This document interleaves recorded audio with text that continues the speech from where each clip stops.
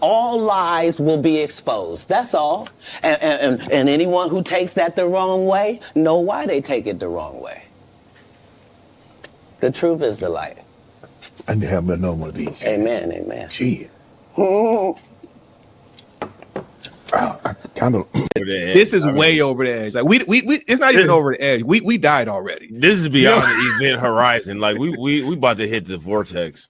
Yeah, we about to hit the vortex. Yeah.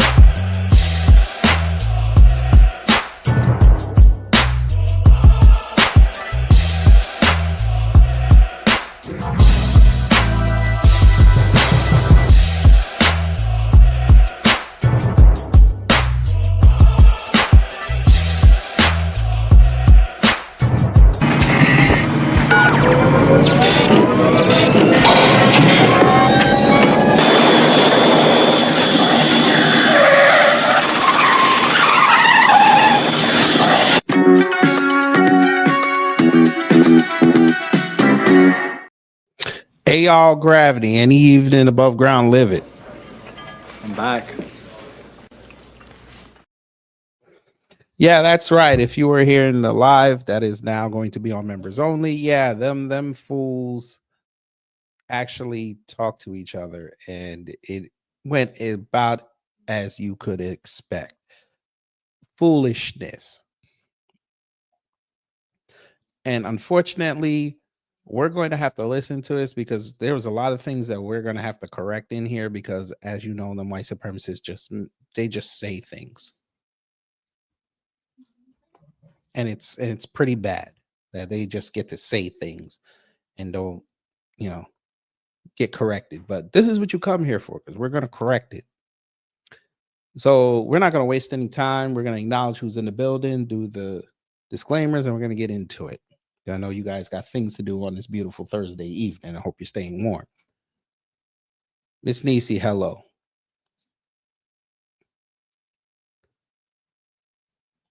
Wallow J, hello. Rosalind, hello. For those who haven't said anything in the live chat or the comments, DSA, hello. Good evening. So let's do the customary house cleaning and let's get into it.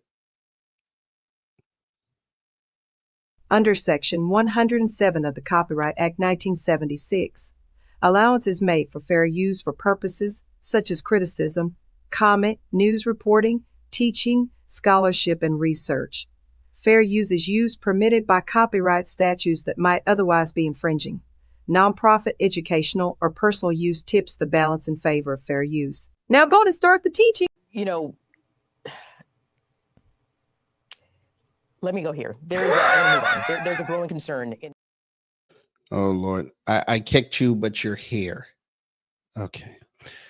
Well, fam, he's back, but We're not here for him. Let's get into the work. Always leave a buffer urinal. All right.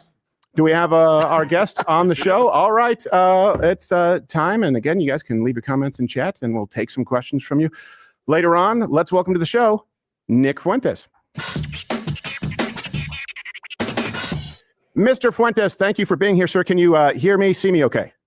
Yes. Can you hear me? I can hear you, and I appreciate the Christmas decor. A lot of people don't do that. Let me get this just out of the way really quickly. Obviously on X, and that's a win. You're back, Nicholas J. Fuentes. It's America First on Rumble weeknights, right? Yes, correct. He's already lied. He America First? Since when?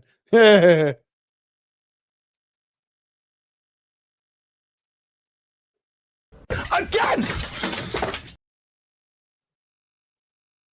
Okay, and then as I understand it, next week you are going to be on Piers Morgan Uncensored. Yes, on Monday I'll be doing a show. I will warn you, Piers Morgan Uncensored is rather censored. I don't know. In what way? How do you mean? Well, he challenged me to use the N-word on the show, and I did it 3 times, stuck the landing in front of Mark Lamont Hill. They just skimmed past it and then edited it out afterwards. Well, no kidding, because maybe he doesn't want to get demonetized. But I like how you just admitted that you said the N-word 3 times. Okay. All right. So no N-word, huh? All right. I'll have to keep that in mind. Right. I'll try not to use it. If he asks you, well, would you say it, or he challenges you and you do, he pulls a magic trick where people don't hear it. I'll have to record it on my end. I'll just blast off. Maybe if I say loud enough, they'll just play it anyway. Well, I actually did that one time, so we can give you some tips. I had a buzzer every time someone would interrupt, and he edited out the buzzer. Not him, his producers. But Nick, I appreciate you being here, man. Right now it's a weird time where people are trying to tell folks they can't actually have conversations, no matter how much you disagree. So I'd like to kind of set what my expectations are, because I did hear that you said you hope this would be friendly. That's my goal too. The first thing I will say, we got into it with Jillian Michaels. I should say this week, where she was demanding people disavow, and I'll get to that. I hate, above all else, it's like I feel compelled to defend, no matter who it is, when jokes or statements are mischaracterized, taken out of context. I've had that happen to me. I think it's happened to you quite a bit. I don't want to do that. All right. Hopefully, I think neither one of us does that. And I also really hate seeing gang ups, and that's why I killed the mics. If anyone here, I really didn't like seeing what happened with Candace and Tucker, especially after you appeared with Tucker. Yes, you did, because you sat there and railed on her right after it happened. So don't tell that lie. And it seemed pretty cordial. And then he took pot shots once you were gone. I promise you. What are you doing? Put my phone down, please. Put it back in the charger. Go read a book, please. Wait, I did that. Go read another one. Or go do some math. Thank you so much.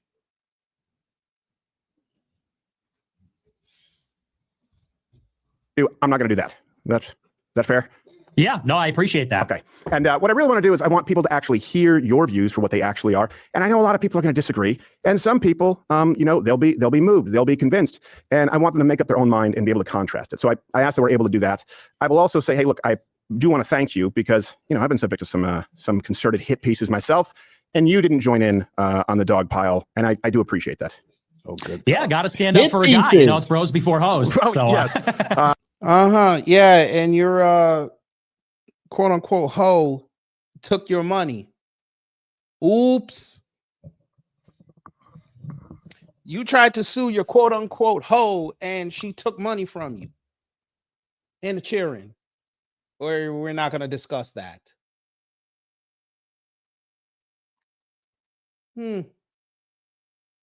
Hey, Nikki, I'm surprised Stephen Crowder didn't ask you why you let that blue-haired fat white woman punk you in your own house. I'm just saying. Why was Nikki hiding when the dude came with the crossbow? Why did you tell police that you were Mexican? You should have said you were white. But we know why you didn't do it. Because you're a punk. Now get to work.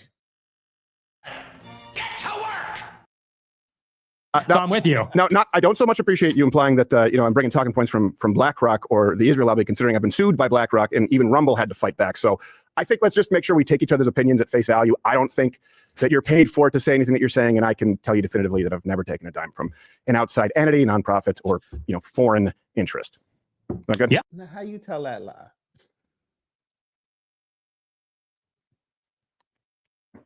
Oh boy. Okay.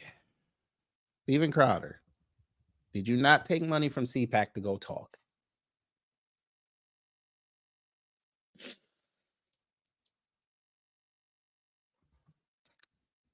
We're going to leave that one in the chamber.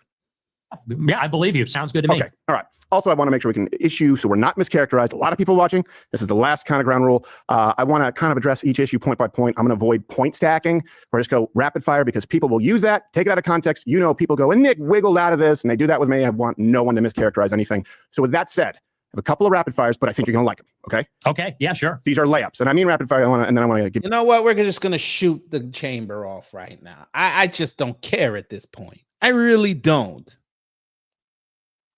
Sir, you got paid to go perform at CPAC. We have the video. So you already lied, but you want receipts? We have it. Let me go here. There's a growing concern in. Sir, this wasn't you?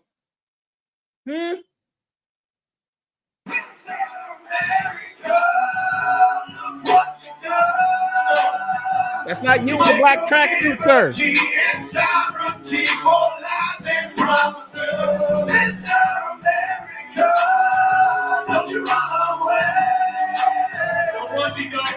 That's not you, sir. Hold up, sir. That's not you. That's not you. Oh, let me guess. You're gonna tell us you did this for free. Okay.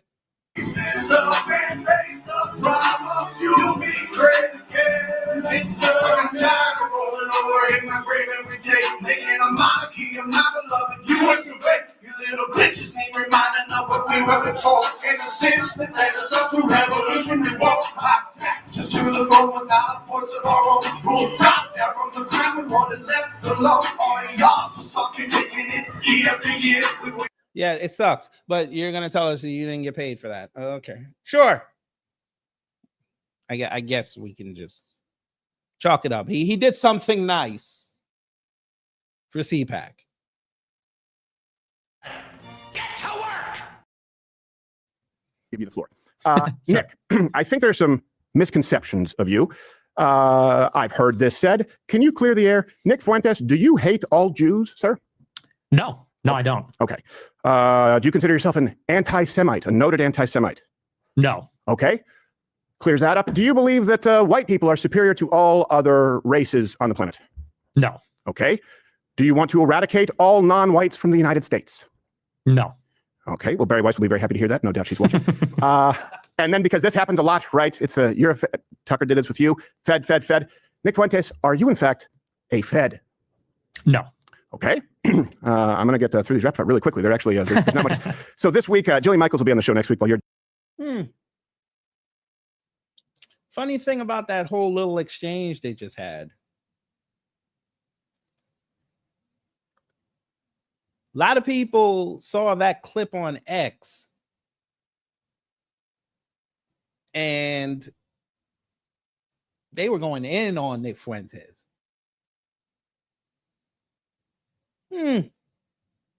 Oh, I figured, his sycophant's gonna find this video and gonna tell me I'm lying. All right. Let's see if we can get it. I had to stretch it out. Let's see.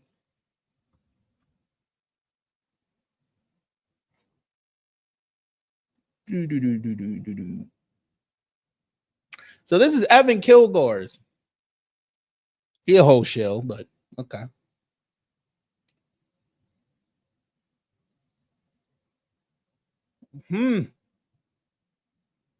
Guys, sometimes it's not Israel. It can't be Israel every single time. How quickly we've changed. Huh? What Jews does he like? How is this different from the Tucker interview? Bringing up Mossad, laughing out loud. Nick Fuentes got the call.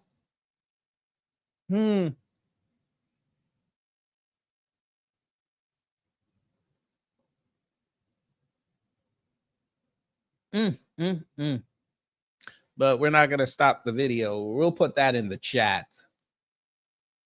They just don't. They just gonna lie all night. But you know, we here for it.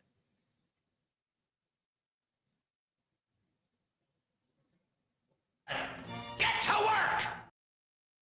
We're doing Pierce Morgan Censored, and she said that we need to disavow you, and specifically said you had said that women either want or need to be raped. Now, I looked for this. I have not found, as a matter of prescription from you, correct me if I'm wrong, that you believe women should be raped as a matter of policy. Do I have that right? Yeah, you're correct on that. Yes. Okay. All right. So she's wrong. She's just an angry lesbian. Got it. Now, finally, this one might surprise people because I know you and Charlie Kirk were sort of rivals, as you've described. Been a lot of Interesting.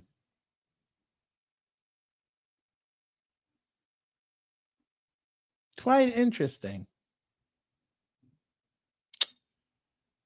Hey, Nikki. So, I'm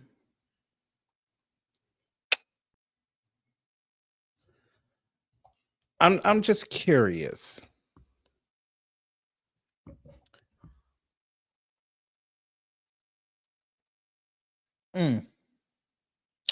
So you didn't say, so Sarah McCammon lied.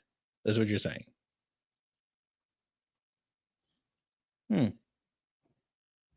That's interesting. So why did people come after you over that?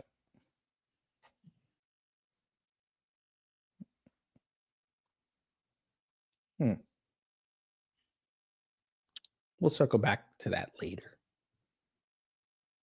controversy floating around that, and people often say that you blame the Jews for everything.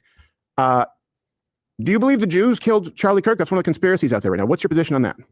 I don't believe that. As it stands right now, I think it was Tyler Robinson. Yeah. Yeah. Okay. Me too. And if there's something else, I hope that we find out. But I think a lot of people would just sort of toss you in that lot.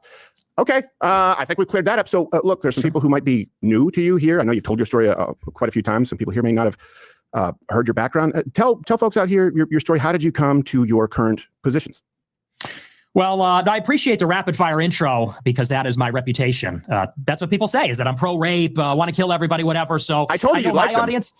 Yeah, I did. And I appreciate the opportunity because my audience knows that, but maybe your audience might not, or other people might not. So I actually appreciate that. And as far as how I came to my views, I've told the story many times. I'll give you kind of the shorter version.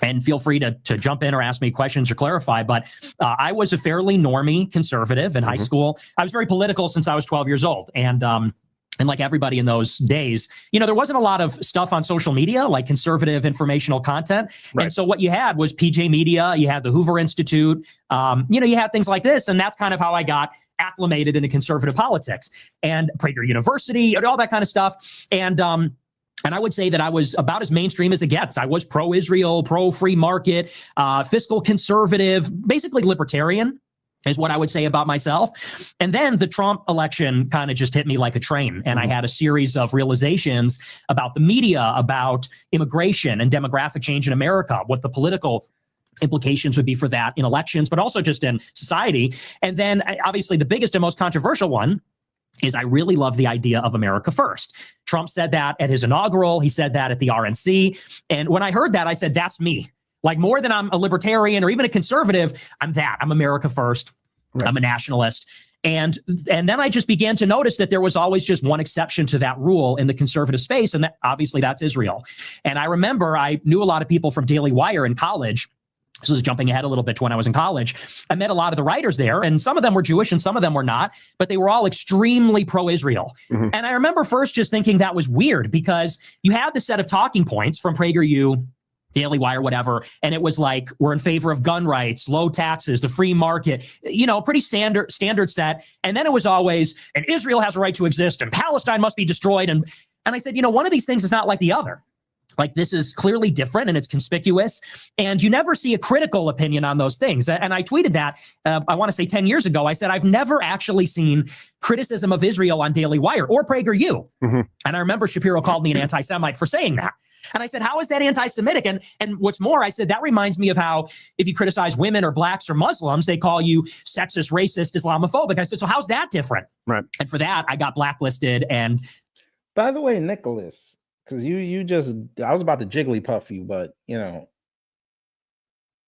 I'm reserving judgment for now.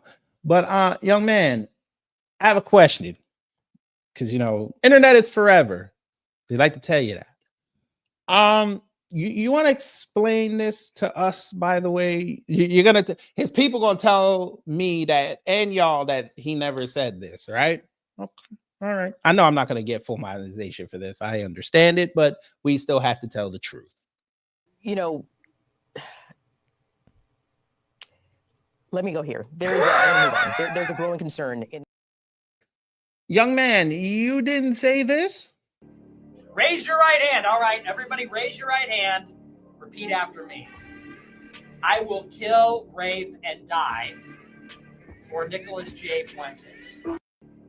You didn't say that, and they didn't tweet that, huh? That didn't happen. That's AI, right? I'm sure that's what you're gonna say. That's AI. Yet this came from Twitter.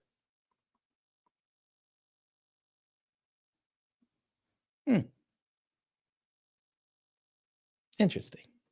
Quite interesting. But you're right. That never happened.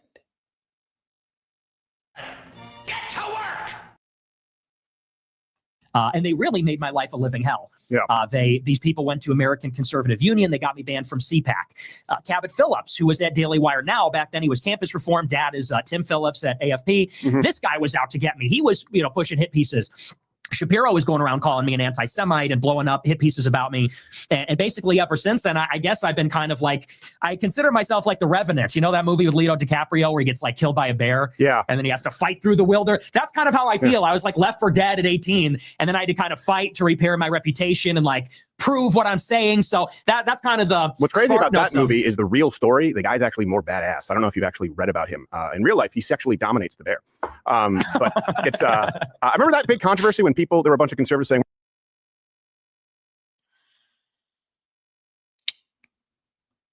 yeah. Pause. I said pause, nigga. Mind you, LeBron is spending $2.5 million on his body. Pause. I would give it to Barkley. Pause. That's crazy. Yeah, that is crazy, but I'll let you go. Pause. It's a luxury to have a big man. Pause. They gave him the soft one.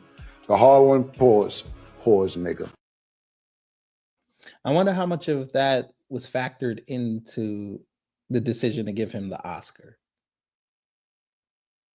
We're not going to go see The Revenant. There was this rumor that he was raped by the bear. I don't know if you remember that. That was a big story. And I watched, I'm like, it's just a CGI bear. I do want to go back to Daily Wire. Sure. Because I don't know if you know this. We also mentioned PJ Media. That's where I was first doing stuff in 2009 after YouTube. And like you, I grew up in Canada, so we didn't have AM radio. We didn't have Fox News. I was at Fox News for about 4.5 years, and I'd never seen anyone who was there on air. They just threw me on a panel with Alan Combs and said, debate this guy. And then it just kind of went on for a while, and I reached the end of the road. But I don't know if you know this. I've had a little bit of a, I guess you could say, turbulent history with Daily Wire myself. Not for the same reasons, but I will say this. There have been some things I haven't talked about publicly regarding Daily Wire. People knew the contract issues. But I know you've used the term gatekeeping, and I can tell you that was something that bothered me behind the scenes too. Let me ask you this before we get to that, because it sounds like you're saying, and this is something I've kind of seen, I've kind of watched you develop a little bit, and I can understand why someone who's young, I hate to use the term lashes out. I'm not going to put you on a couch and ask about your mother, but I can understand why you'd be upset. Was this, though, when Ben Shapiro was saying that, was it before or after the sort of what he would classify as targeted harassment campaigns from the Groypers, like, bombarding his events, and a lot of conservatives were being, doxxed and swatted? I'm not holding you responsible for that, but that happened quite a bit. I know you've been victim to it yourself. Was his blacklisting before that, so that your sort of campaign or your fans' campaign was a response, or was it after? It was completely before. Okay. So just for the timeline, it was December 2016, and I didn't start my show until February 17. So it's before I even had a show, before I was anybody, before the Groypers were even a thing. Groypers came around in 19, so it was way before. Okay, because I did have the Groypers show up to like a comedy event. This happened a while ago, and they just sort of went away, and they were under the impression, I don't know if you said this, I was like an open borders cuck. And it kind of fizzled out, but I was like, well, no, I'm not. I think we should close the border, and I think we should deport people who are here. Not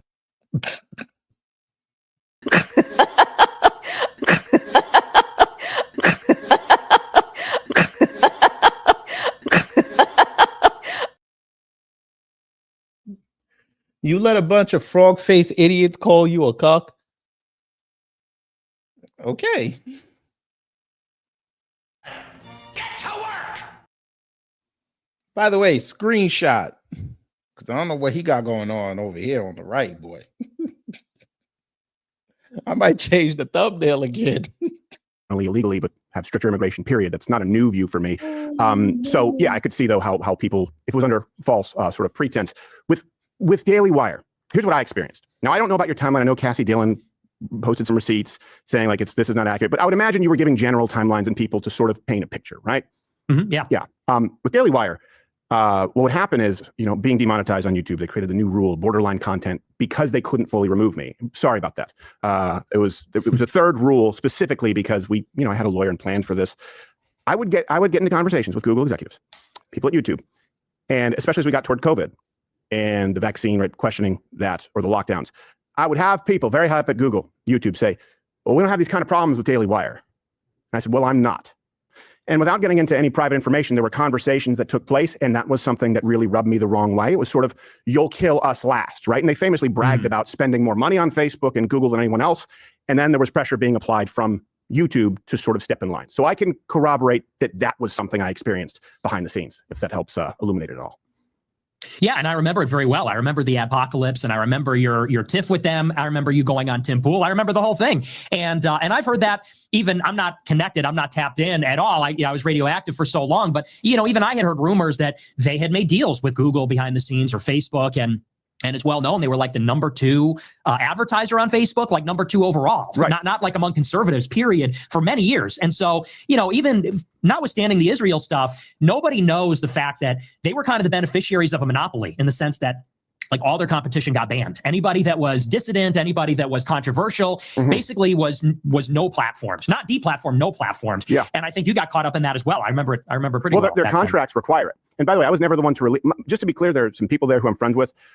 Jeremy Boring was never one of them. The contract necessitated it, right? Where they would penalize their own creators. I believe it was 25% for the first YouTube suspension, 15% more, another 50. If you read the contract, 15% for Facebook suspension. And so my issue wasn't the money. My issue was like, well, first off, this would be 110% penalties for me because I'm literally suspended from all these places right now. But this is de facto doing the bidding of big tech. And that's the reason for it. I didn't like being put in that position, but yeah, so I can understand it. I can understand why a young guy would feel betrayed or feel hung out to dry. And I think that might explain it quite a bit, even if we disagree with your views. Like I told Ben Shapiro in 2016, 2017, I don't think we should be giving any money to Israel.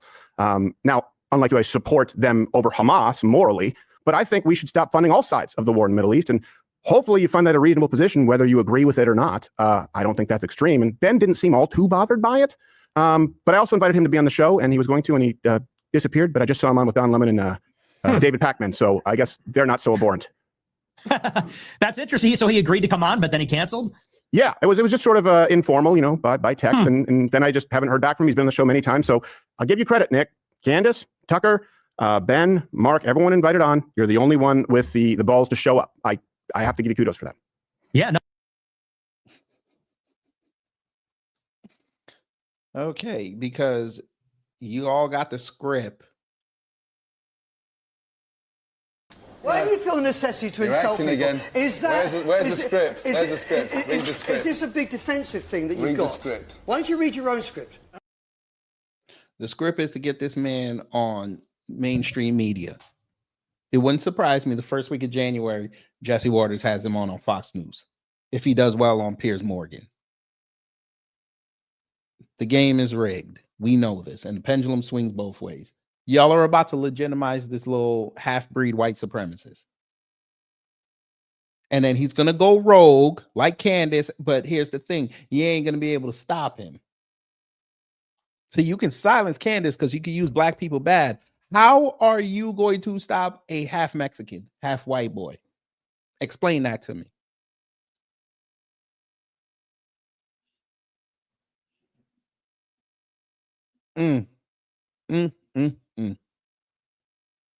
Such a shame. They don't even get what they're doing. They're so desperate for voices because they know they're going to get their ass kicked next year that they're literally going to use a 25-year-old who knows nothing about politics. This is the same dude who said there was no written language in Africa when he could have did a 10-second DuckDuckGo search and would have had every written language in Africa before Europe showed up. But, you know, this is the people that platforms this idiot and think they're going to get a great conversation. Must be nice. Oh, and I appreciate, even though you didn't call me out, I saw the clip. Well, because I knew you would show up. You're like the candy. You're like the candy man. I say your name 3 times in the camera. You'll show up. No, but we did reach out. I said we didn't want to because we didn't want it to be a conflict. We had already communicated, or my producer had, and I didn't want to call you out as though you were ducking. Those other people have been ducking. Oh yeah, totally fine. No, and I'm here, and I appreciate the opportunity to speak with you. And you know, I think we agree on. You know, maybe this is going to sound like I'm kissing your ass a little bit, but I do always feel like you were less bad than all the other people in the conservative movement. That's high praise. Well, and I know that sounds lame, but I mean, you know, during the Groyper War, I know the Groyper showed up to your events.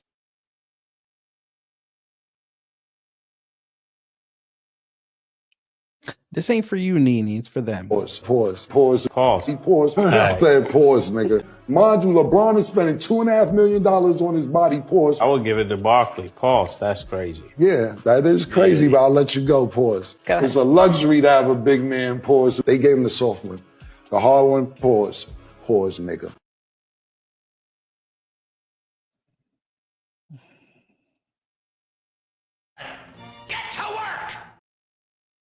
And I remember thinking, like, Crowder's he's not even really bad on many of the issues, like Daily Wire, even like Turning Point was 6 years ago. They got a lot better in the intervening, you know, maybe the past 3 years. Yeah. But no, but I always think you know, you have balls. So well, I think you're one of the more creditable people in the con.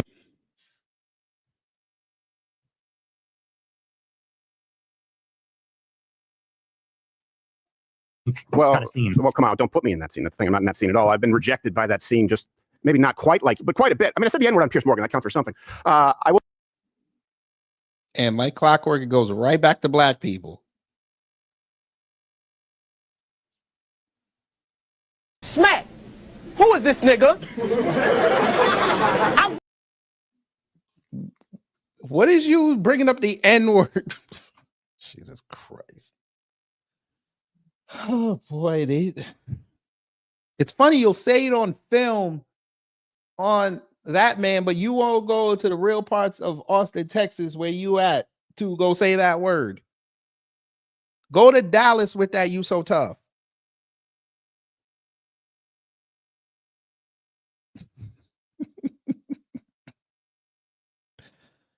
Oh my God. He did it again. He did it again. What is with this face? Over here looking like Dan Connor. What is going on? We'll say this though. Yeah, there was a. Did you encourage the Groypers to go, or was that their own thing? That's just to clear the air. You know, I don't know. It's so long ago. You were not one of our major campaigns. We were really focused on Turning Point. So you might have been on the calendar. We threw together a calendar and said, these are all the speaking events in the fall. But we were really focused on Charlie Kirk more than anybody. All right. Well, then could you give me word that you're not going to send them to like stand-up events going forward? Well, I didn't send anybody to a stand-up thing. Well, I was just basically, I was dressed like Che Guevara. Like it was a Halloween. It wasn't the same kind of thing as Ben Shapiro.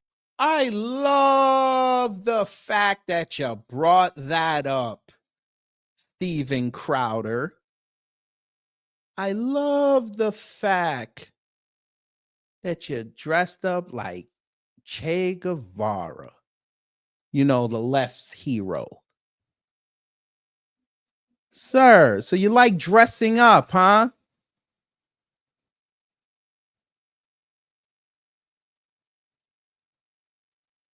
Really?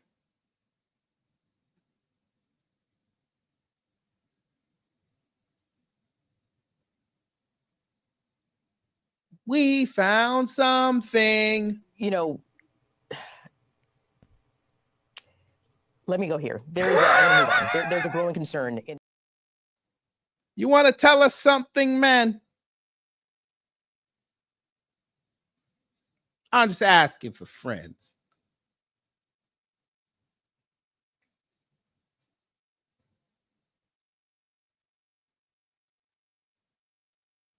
I'm going to let y'all have that.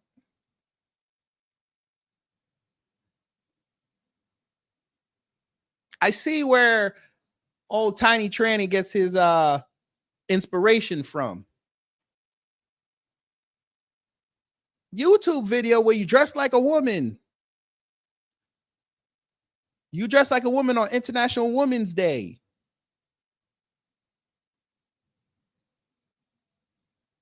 You dress like a activist.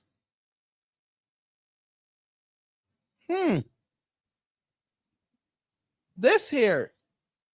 Why are you dressing like a woman so much? What's going on, sir? Were you confused back then? I just want to know. Why were you so confused?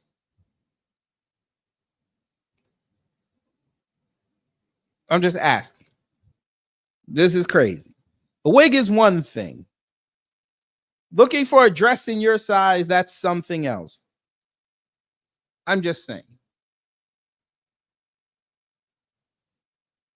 But you got it. We don't judge.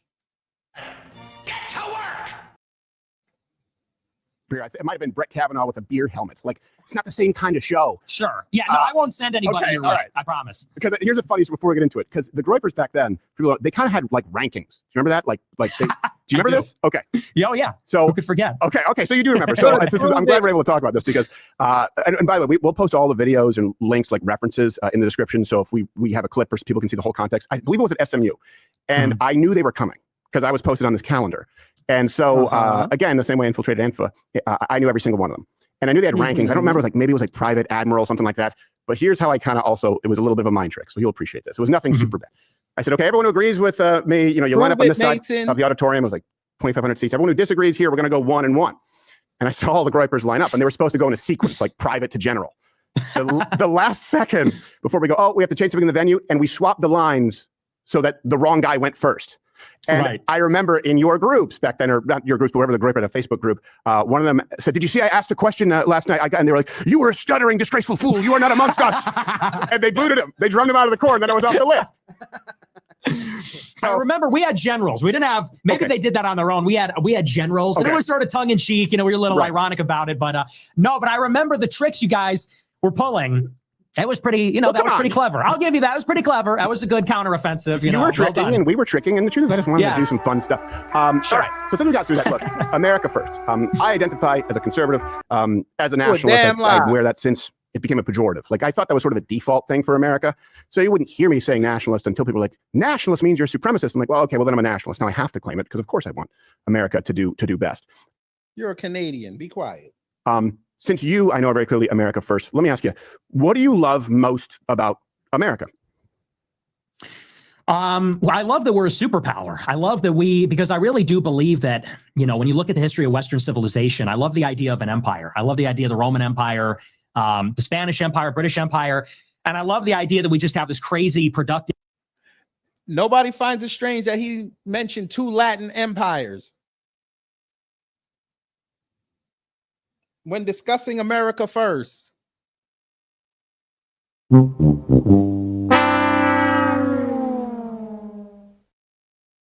That son of a bitch is going to be outside in front of ICE protecting the Latinos. You want some more?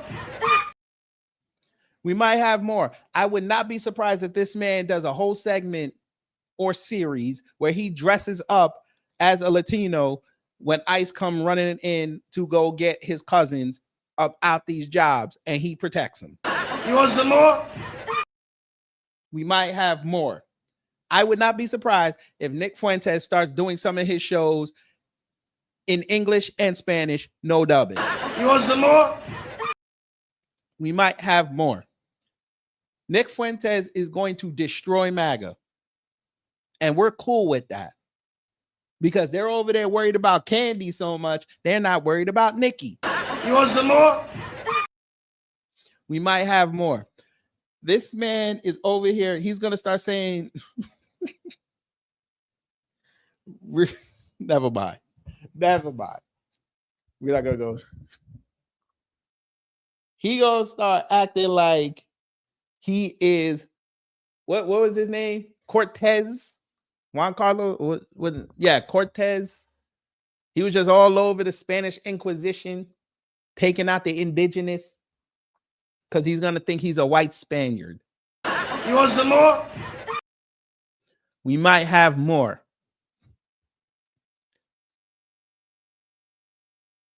This Nick Fuentes boy. You was in a Latin city called Chicago. And before y'all get mad, Black Americans, just hear me out. Because that's the only reason why Chicago got a lot of attention the last 2 years, because of the Latin population. It's funny that he always wants to talk about how violent Black people are, but then you go to Little Village and they over there just busting guns at each other. But he ain't got no words for them because he's over there eating the chili rellenos like it's going out of style. You want some more? Do you? All right, bim, bam, boom. Somebody get this nigga out of my way. You said don't forget the sombrero? Nah, well, I don't know if they made one with a MAGA on it yet. He probably making the ones for America first. So, you know, that sombrero dance might hit hard though. I ain't gonna hold you. But let's get back to this debacle. Of capacity, huge population, huge resources. I like the power of America. That's something I've really been liking a lot lately. Okay. The power of America, the same power that's dwindling every day to bricks. Okay. You like that. So Nick Fuentes likes losers. Good. And of course, we don't want to take that for granted. Obviously, the power of America, like that switches in a nanosecond as far as history. Is there anything else that like stands out just aside from the power? I mean, if not, we can move on to the next. Yeah, I mean, I love political liberty. I like the Constitution. I like our culture. I like that we're like a pain. You mean the same Constitution they're trying to kick everybody out that's not white? Sir, you're not going to be able to stay. They're going to send you to Guadalajara. By the way, screenshot number 3. These are some weird facial and hand motion. Why does Steven Crowder look like he got 2 lazy eyes? And I'm not even going to say the other word because that'd be kind of fucked up, but we're going to continue. And European empire. I like that, because when you compare us to Europe, you look at Europe and it's sort of petty and small and they're squabbling and they're fighting, between these like little towns and villages. And I like that there's just like this sense of nationhood in America between European Christians. Somebody said they love Nick. So you love him getting beaten up by women. Okay.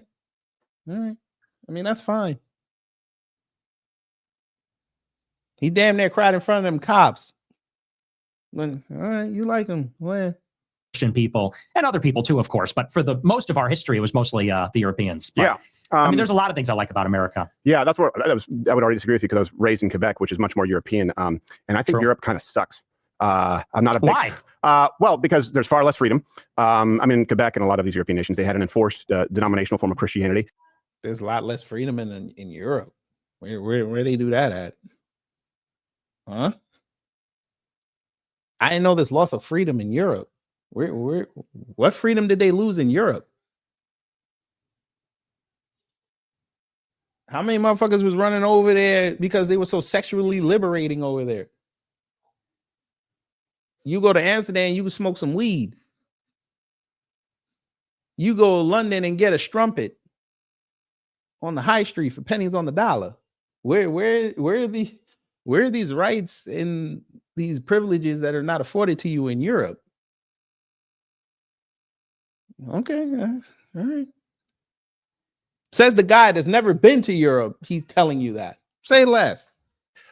Which didn't work out. That breeds atheism. I believe that Quebec is possibly the most unchurched population in the industrialized or Western world, even though Catholicism was a provincially enforced denomination. I think we're better than Europe. That's why we left. But I do understand that the founders, obviously, were largely white, Christian, European. Whoa, here comes that immigrant talk.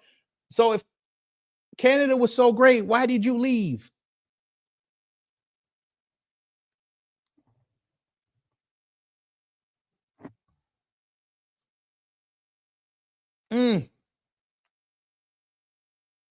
Canada won the NBA title in 2019. Why were you not up there celebrating? Now, I know you're still pissed that the Expos became the Senators into the Nationals. I'm just saying. I know you're still pissed off about that. I know you're pissed that the Vancouver Grizzlies went to Memphis and Memphis are real ones. They went from Bears in the Evergreens to Bears with guns. I understand. Shout out John Morant. But you got to get over that. Y'all got hockey. Even though y'all let the Florida Panthers own you. And Toronto can't sniff a Stanley Cup.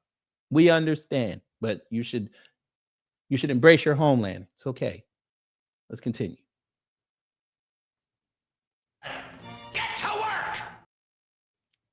I mean, Protestant, obviously. I know we'll quibble about that, but that is the basis here. It doesn't mean that Catholics aren't welcome.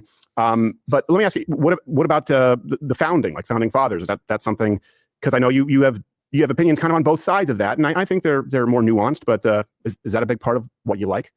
I love the founding fathers. I think they're brilliant. I love George Washington. I love Hamilton. I like John Adams. I think they're remarkable people. So yeah, absolutely, yeah. Okay. So you love slave owners. Political liberty. Got it. Can you kind of explain, I guess, that a little bit? Because that's where I know you've said that you differ with conservatives. And I don't want to mischaracterize you. I understand you've said that you're not quote unquote conservative. That's not you identify as America first. So political liberty, what does that mean? I would say I'm more reactionary than conservative. That's why I don't mean when I say I'm not conservative that I'm something else. And so, as far as political liberty goes, I like that in our country, we have a generally permissive climate. I think, of course, that's gone too far in some ways. But I do like that we have a free press. I like that we have the right to own guns. I am a capitalist.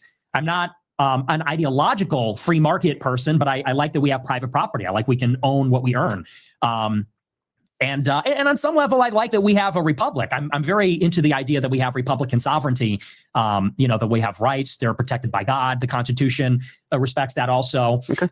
And I would say, because I could kind of see maybe, I don't know if you're comfortable with this, if I could go a little further here. I mean, look, go wherever you want. And as long as you're comfortable with me disagreeing and understanding that it's meant to be fair, but I'll let you know where I do. Yeah, because maybe I could see where you're going with this.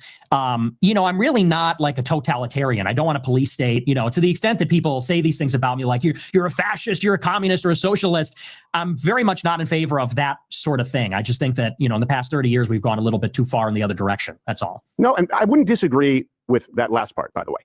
For example, I think it's very reasonable to say, you know what, maybe OnlyFans isn't a good thing. When you have libertarians going, oh yeah, if they ask for identification to prove you're of age to get pornography, the next thing you know, they're going to take your guns away. I'm like, I think that being 18 to get hardcore pornography kind of makes sense.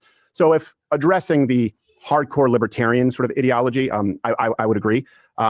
If it goes towards like a theocracy or something like that, which I know you've discussed, I would disagree. And look, I want to play this because, of course, everyone's going to ask me to ask you this about the Tucker Stalin clip. So what I want to do is play it. And then I know that you've already explained it more recently. I want to play a longer clip in context and then give you the floor, because otherwise people say, why did he softball him and not ask about Stalin? Here's the clip for those who haven't seen it from Tucker Carlson. So it was like late December. It's actually funny. It was December 18th. I remember because that's an important date to me. And it's Joseph Stalin's birthday. Oh, I'm a fan. You're a fan of Stalin? Mm-hmm. Always an admirer. But we don't need to go into that. I guess. Well, that's... You're a fan of Stalin. Keep going. Okay, let's get back to this. We'll circle back to that. And then he called you a gay fed. No, I'm kidding, but pretty much that's what he did.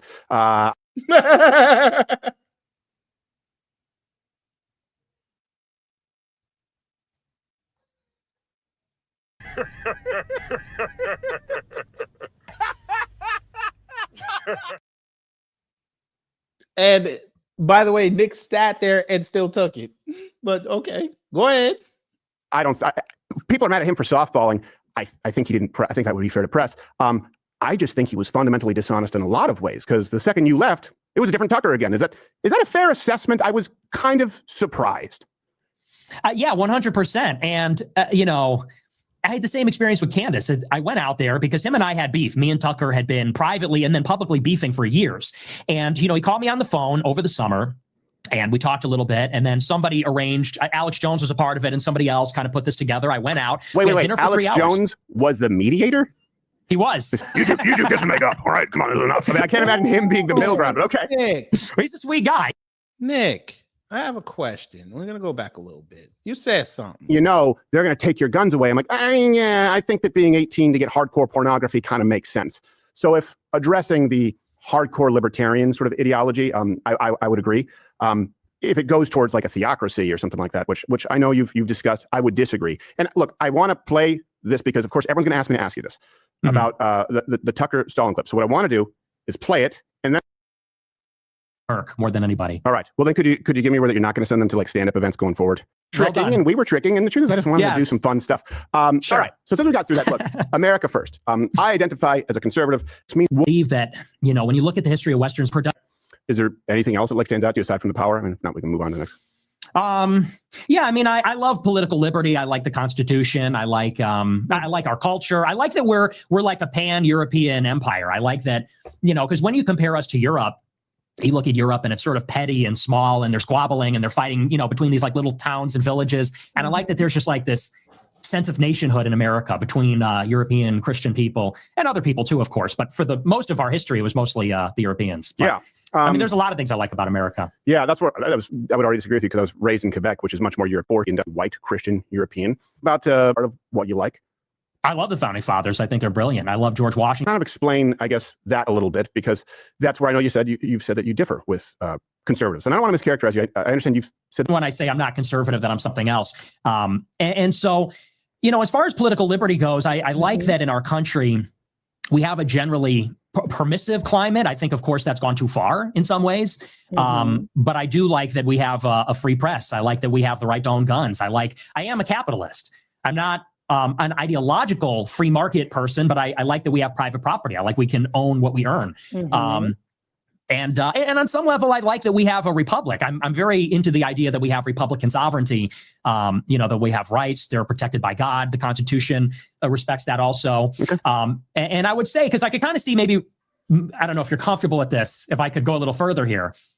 I mean, look, yeah, go wherever you want. And as long as you're comfortable with me disagreeing and understanding that it's meant to be fair, but I'll let you know where I do. Yeah, because maybe I could see where you're going with this.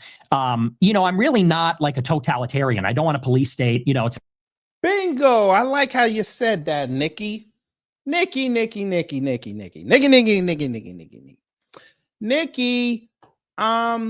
say you don't want a police state. A famous cousin of yours had a very famous line that is still in media to this day. You got some splaining to do. You know, let me go here. There's a growing concern. What this be? Nick Fuentes talks about what day one would look like when he's president. I'm bringing the National Guard everywhere in the major cities and taking away women's right to vote. But you don't want a totalitarian government. I wonder what he said. Let's look. Would you run for president? Oh, maybe. I don't know. I don't think I could ever win because I'm too offensive. I'm too provocative. But assuming I did, and if I won, I would immediately. Here's the role of the president. The president is the chief law enforcement officer of the country. That's really the goal. The executive is to execute the laws that are passed by Congress. And what is happening right now is, of course, the nation's in open rebellion. We have a criminal illegal alien population of maybe 40 million people. We don't even know. I mean, it could be 20, 30, 40, maybe 50 million illegal aliens here. And they all have to be returned. At the minimum, tens of millions of them have to be returned because they have no legal standing here. Well, what happens when you try to do this? You see what's happening in Broadview here in Illinois. You get riots, you get protests, you get the mayor and the governor resisting. You got to go in and arrest those people too. What else is happening? Oh, I thought you didn't want a totalitarian state. Now you're arresting politicians. I don't really have a problem with that, but that kind of contradicts what you just said on Steven Crowder's show. But continue. I'm sure you're going to clarify this. In Chicago and New York and LA. Rampant crime, chaos, murder. There was a story last night. Somebody drove a stolen car through the window of a luxury store and did a grand theft in the store and got away. And this happens all the time in Chicago. So if I were president on day one, I'm bringing the National Guard everywhere. I'm talking hundreds of thousands of National Guard in all the major cities. Oh, sounds like a police state. Oh, well. There you go. But you say you don't want the police state. Yeah. To the extent that people say these things about me, like you're a fascist, you're a communist, or a socialist, I'm very much not in favor of that sort of thing. I just think that, in the past 30 years, we've gone a little bit too far in the other direction. That's all. No, and I wouldn't disagree with that last part, by the way. For example, I think it's very reasonable to say, you know what, maybe OnlyFans isn't a good thing. When you have libertarians going, oh yeah, if they ask for identification to prove you're of age to get pornography, the next thing you know, they're going to take your guns away. I'm like, yeah, I think that being 18 to get hardcore pornography kind of makes sense. So if addressing the hardcore libertarian sort of ideology, I would agree.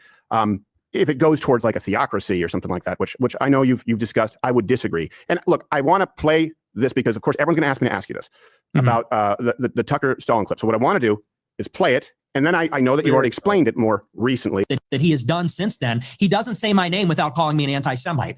He's going and doing the circuit, and every show that he goes on, he says, Nick is really talented and this and that, but I don't agree with his anti-Semitism and Jew hatred.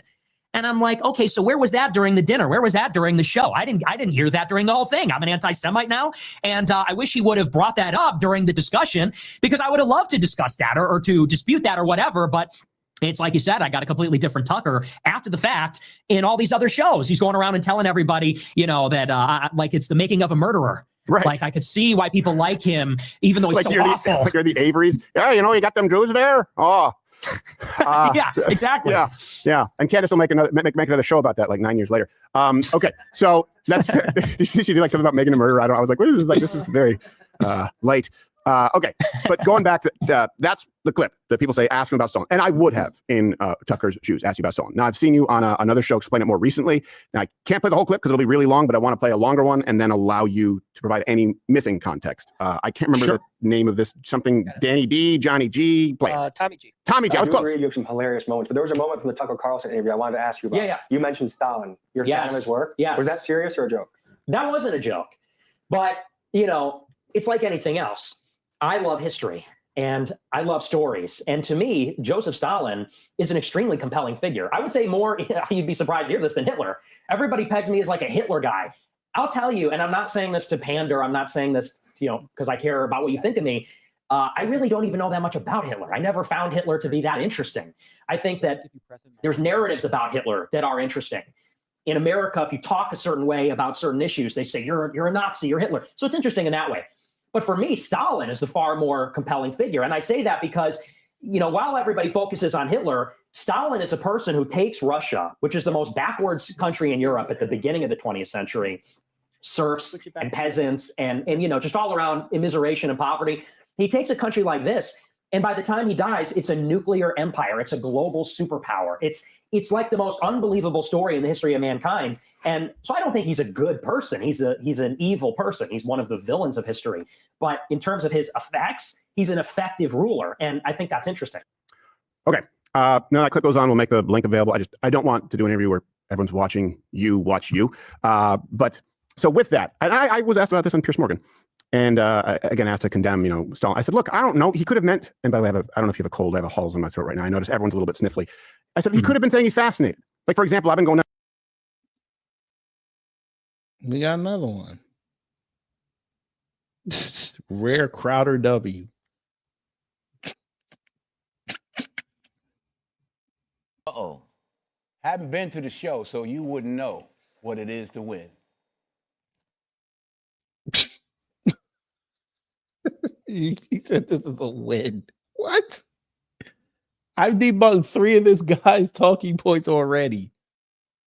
And we didn't even hit the hour mark yet. But this is a win. Oh, Lord. Boy, y'all are damn. We see why the right wing is going to get trounced next year. This is who y'all follow. All right.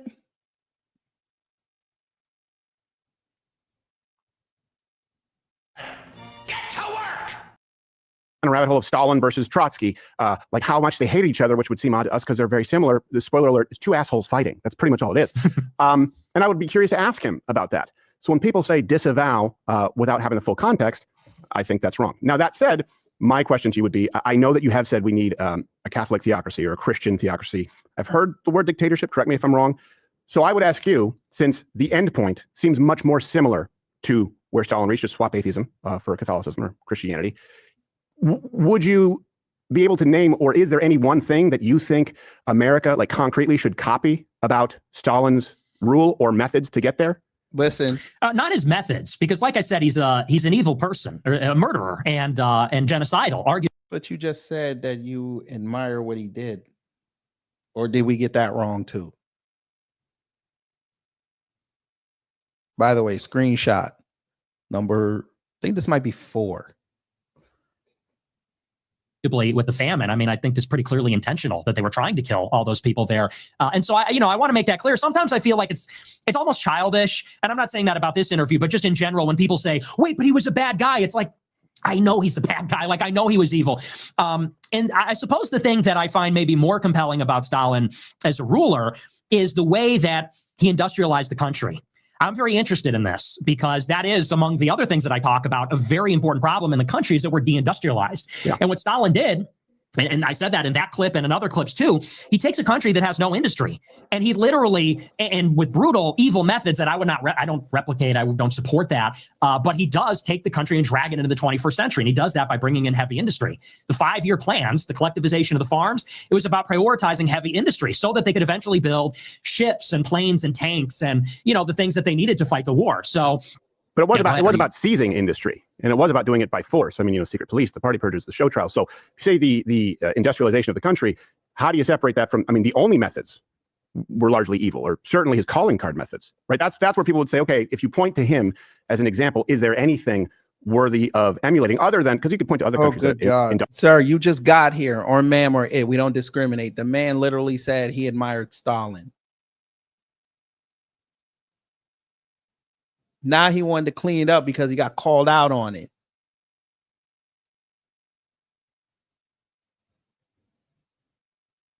That's not what we're going to do.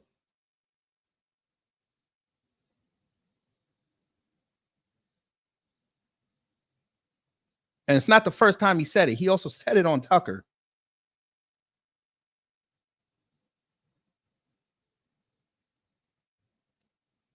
I'm sorry. We're not in the business of admiring people that commit genocides just so they can bring a country to the forefront of a new century. I'm sorry.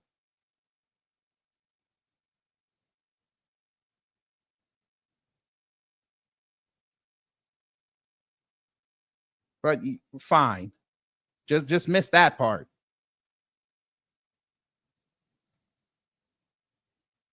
Industrialized, including the United States. Well, I don't think that is necessary. I think because it starts with the idea that a country, an empire needs industry. You need to be able to make things. We don't make things. We don't even make the machines that make things anymore. China makes all the things. And so starting from the idea where Stalin says in the 20s, he says, we're either going to do in 15 years what it would normally take us 100 years to do, or we're going to die. Our country will not exist anymore because we are encircled. And I feel like America's in sort of a similar position where we need to race ahead of China or else we are going to be destroyed. We need industry back in the country. And I don't believe in taking grain to feed the factory workers and enslaving people in gulags, but I do think the government needs to set. It's sort of like when JFK said, we're going to go to the moon in 10 years. I like the idea, this ambitious idea of we're going to catch up in 10 years. We're just going to go out there and do it. We're just going to build it. And I don't support, killing people. I don't think you need to kill people to achieve that, but I like the idea of urgency, setting targets, having a national strategy. Well, since you want to talk about low IQs, DS, here's an idea. So I guess you like what Zhou Enlai and Mao Zedong did too, right? Because they helped bring China into the 21st century. I'm sure you're cool with that too, right? I'm sure you're cool with what Hitler did, right?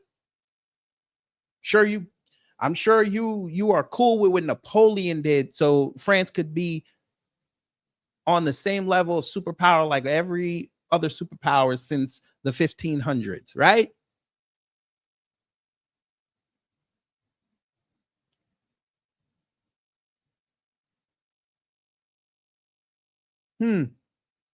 But let's see. If the Democrats did this, oh, I'm sure you'd be outside saying, no, this is no good. You're right. You should shut up. Y'all know what to do.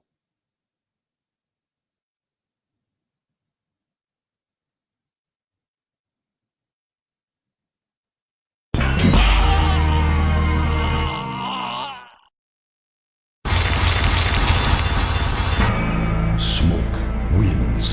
Flawless victory. Fatality. See?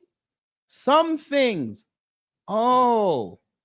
So eliminating entire civilizations just for prosperity is a good thing. Cool. Then I ain't got no problem with what the Democrats are doing. You shouldn't either, right?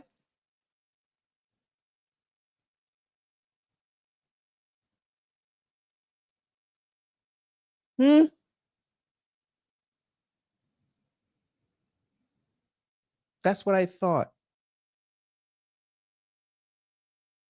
Oh, that's fine. If you can't snipe, I'll do it for you.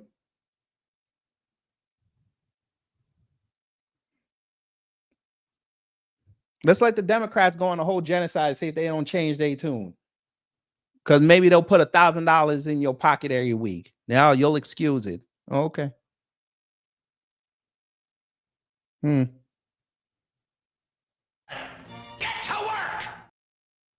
and doing it for the sake of power projection. Well, and I agree, by the way, industrialization, right, is good. We went through that in America quite a bit before Russia. The reason they had to play catch up is because it was an awful place and they had to do it by force. So my question is, am I mischaracterizing? And everything that I ask is genuine here because I'm trying to see where we disagree. Because I think Stalin is a fascinating historical character. You're talking to, we did the great Diktoff, where we did brackets for 3 days of Hitler, Stalin, Pol Pot, Mao. Funniest one was Papa Doc in Haiti because he sucked Pinochet, who wasn't all wrong. And we were very clear about this. And I think Mao ended up winning. Might have been Pol Pot, though the number wasn't as high, but he was just really dumb and really brutal, which is a bad combination. How could you get, if we're talking about now, to Stalin's industrial results without Stalin's methods? If you want to get to a Catholic, first off, have you said Catholic theocracy? Is that, am I misquoting? I might have said it, but I don't believe in a Catholic theocracy. I think that the government should be Christian, but not a theocracy. Okay. Not a dictatorship either? We might need a very powerful executive for a short amount of time. I think that's maybe unavoidable. Okay. But not an ideological totalitarian state, no. So how do you get to that in the industrialization that you talk about with Stalin? How do you get it? How do you get there? I think that you need tariffs. I think you need subsidies. I think you need a massive public works program, something like the New Deal. And I know. So you need Democrats. That's what he's saying. Nuance. Oh, you need nuance. Oh. Okay, let's play that game, old stock Canadian, since you want to play nuance. So Trump dropping bombs in the Middle East, that's wrong, but him giving $1 trillion to the same Middle East he just bombed is okay, right? So use your tax money to bomb a place, but then give them money after you bomb it. Because they're saying they're going to bring investment over here, even though their investment history has not been good. Oh, you want to play nuance. Oh, what's the nuance when Biden was giving Ukraine money? Tell us the nuance in that. I would love to know what the nuance was for that. What was the good that came out of that? That was your tax money. That was my tax money. What was the nuance? By the way, screenshot number 5. Tell us. Go ahead, DS. Explain that one. Well, you're probably not a fan of that because I know you're a huge free market guy, but I think that one of the things the free market doesn't do well is... Oh, and there it is. Thank you for explaining how dumb you are. Thank you. There was no nuance. It was wrong. Nothing was afforded for America out of that. I'm glad you said that. Nothing that Trump is doing with the Middle East is affording America any opportunities. And the faster y'all figure that out, the faster you'll realize that you got duped for your vote. Because they have your data in the desert now, and you'll never be able to access it. Just like they have your data in Israel. But because it was the Democrats, oh, there was no nuance. That was just wrong. Thank you. And by the way, since you didn't know, that's the same region. So tell me how America with the Middle East is supposed to move us forward. It doesn't allocate resources efficiently on like a long-term timeline. You know, in a long-term timeline, America needs to have a ton of industry to be able to support its Navy, to be able to protect supply chains and trade routes. And the free market has... Yeah, that's called AI, sir. That's why they're putting all the money in the computers. They think AI is going to run the economy, not realizing that AI is vulnerable and the bubble is about to burst. So, yeah. Let's not do American skilled labor no more. Let's put all our hopes and dreams into a computer. That's really smart. Has not been able to accomplish that. So I think that the government needs to intervene in this case and basically say, like, we're not going to import these manufactured goods from China. We have to make them ourselves. We need to subsidize them. And maybe we bring people on, you know, onto the dole of the state in a public works program to accomplish some of these things. So I believe in an intervention from the state to do that. Public works program. Sir, we've seen the American Public Works Program. He just signed one, not Trump, Biden signed one 3 years ago, and you had 2 major highways drop. You had East Palestine happen. And then people still suffering. You just had a chemical spill and chemical fire down here in Conyers, Georgia. Those lawsuits are going to be crazy. You have train derailments all over this country. But no, they want to build bike lanes. They want to slow down traffic in major cities, which is causing more traffic. But yeah, public works on an aging infrastructure. Okay. Go ahead, Nick. Tell us more with your wisdom. All of 25 years. Well, okay. So I understand, by the way, tariffs, I understand. And especially when you look at the revenue they'll be generating, I don't think that's an infringement of the free markets. I think it's a correction of an unfair market, of a market where we've been fleeced. So I think we agree on that. Subsidies are massive public works. I mean, we have a debt. Is it 39 trillion? I haven't looked at the... Sir, if you think America is getting Venezuela oil, you're really not paying attention. Venezuelan oil is already been projected. It can't help America. It can't.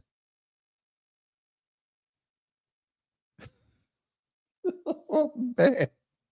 Trump got the Navy surrounding that country because he don't like Maduro, because Maduro cursed him out. It ain't about the oil. Because if it was about the oil, he would have done that in the first term. He didn't do it. Biden didn't do it.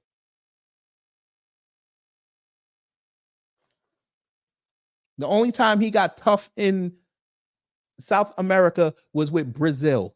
When they got Lula up in there, that's when he got tough. And since you probably didn't know this either, your gas companies already told you that there's no point in pumping anymore because there's an oversupply with OPEC. So there's no point. Yes, they can up their forecast to say we're going to pump more out. It means nothing. It's an oversupply. People can't pay for it. People are not traveling like they used to. People are not going on the planes. They're not going on the ships. You can go fact check me right now. OPEC done told everybody in the world there's an oversupply.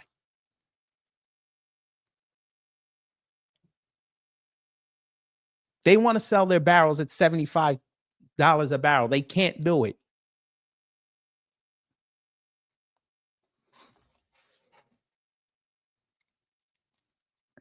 Why do you think Saudi Arabia and all them countries that he gave $1 trillion to are going into green projects? And if you don't believe me, you can go look that up. I've covered it on this channel. Saudi Arabia is playing the technological game now. Interesting. The clock recently. So I certainly wouldn't say that we haven't been subsidizing things. We absolutely have, and we can't afford it. And the old joke, right, in Russia is they pay us to look like we're working, and we look like we're working. Like they look like they're paying us, we look like we're working. We've done this here in the States. I mean, if you go back to FDR, and maybe you're a fan of FDR's approach, certainly Barack Obama, the biggest modern spending package. I was around for that. Shovel-ready jobs. Sir, again, or ma'am or it, we don't discriminate here. You're not paying attention to what's going on out here. There's no conflict in the Middle East. They're all getting on code with each other. This is what I'm trying to explain to you. They're getting on code. They're fleecing America for trillions of dollars to build AI data centers in the desert because that's where the money is. They will be insulated when the bubble bursts. America and the West will not be. We're going to take a hit. And what's going to be the grift next? You're going to see a whole bunch of people running to the Middle East to go live, to go get their coins from. You're going to watch and see a whole bunch of influencers taking trips to the Middle East, talking about how great it looks. They're already pulling the Qatar grift now. You got influencers going to Qatar talking about it. I didn't know it was like this. The news got it wrong.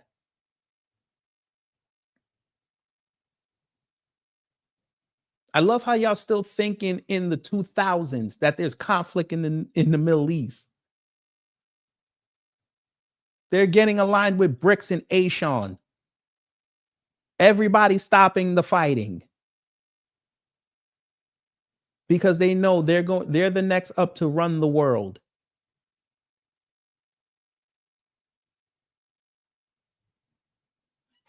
And BlackRock is also helping them do it, if you didn't know, and Vanguard and State Street and Affinity Partners, which is Trump's son-in-law's company.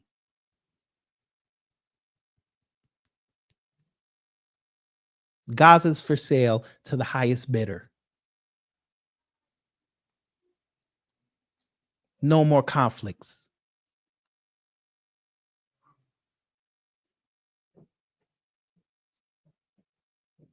Correct. We have the biggest reserves and nobody's being able to use them efficiently so we can go justify upping the price.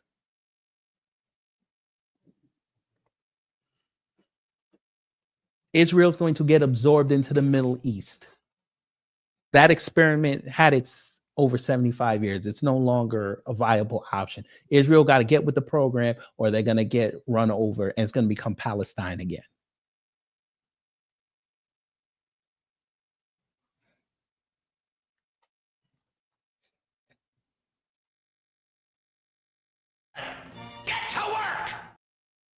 Was awful.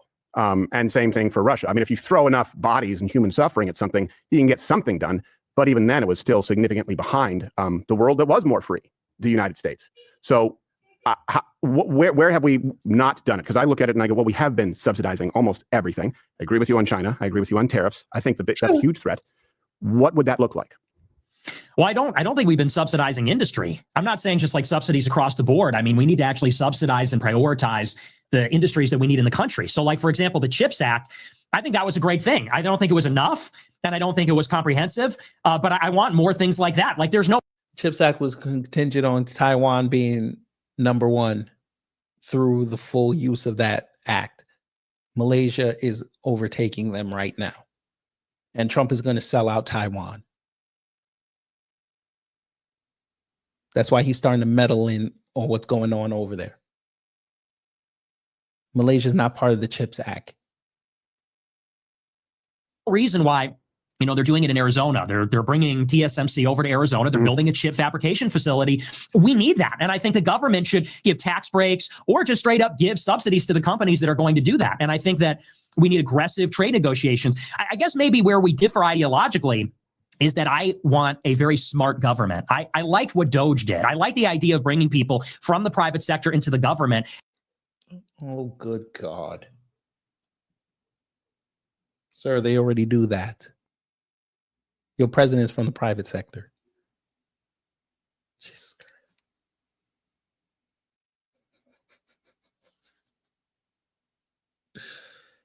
Oh my God, they're really about to bring up Doge. This should be fun. And Tammy? Yes.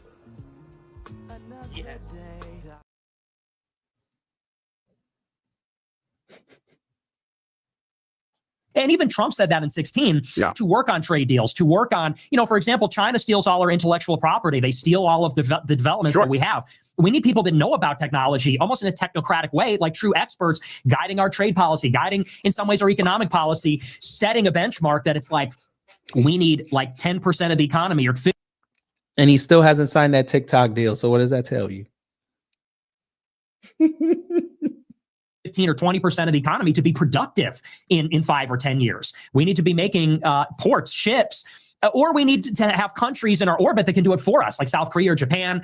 But we just need people that are in charge that are, kind of aware of this problem. So South Korea and Japan.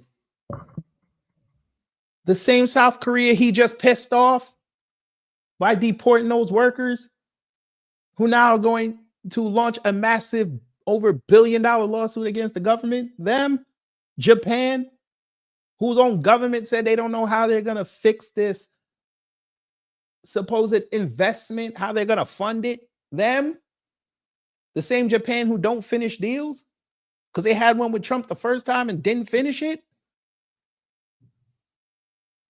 But because they said 900 million, Jesus Christ. Japan is just coming out of a recession, sir. They were about to buy our rice just to make sure they had rice for their people until the patty started coming back up. Then they said, screw it, we don't need it.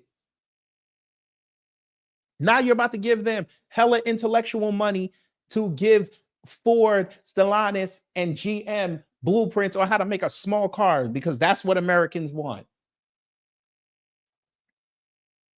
A small American car with a Japanese underbelly. This is y'all motherfuckers, boy, but y'all say y'all America first. Go ahead. You got it.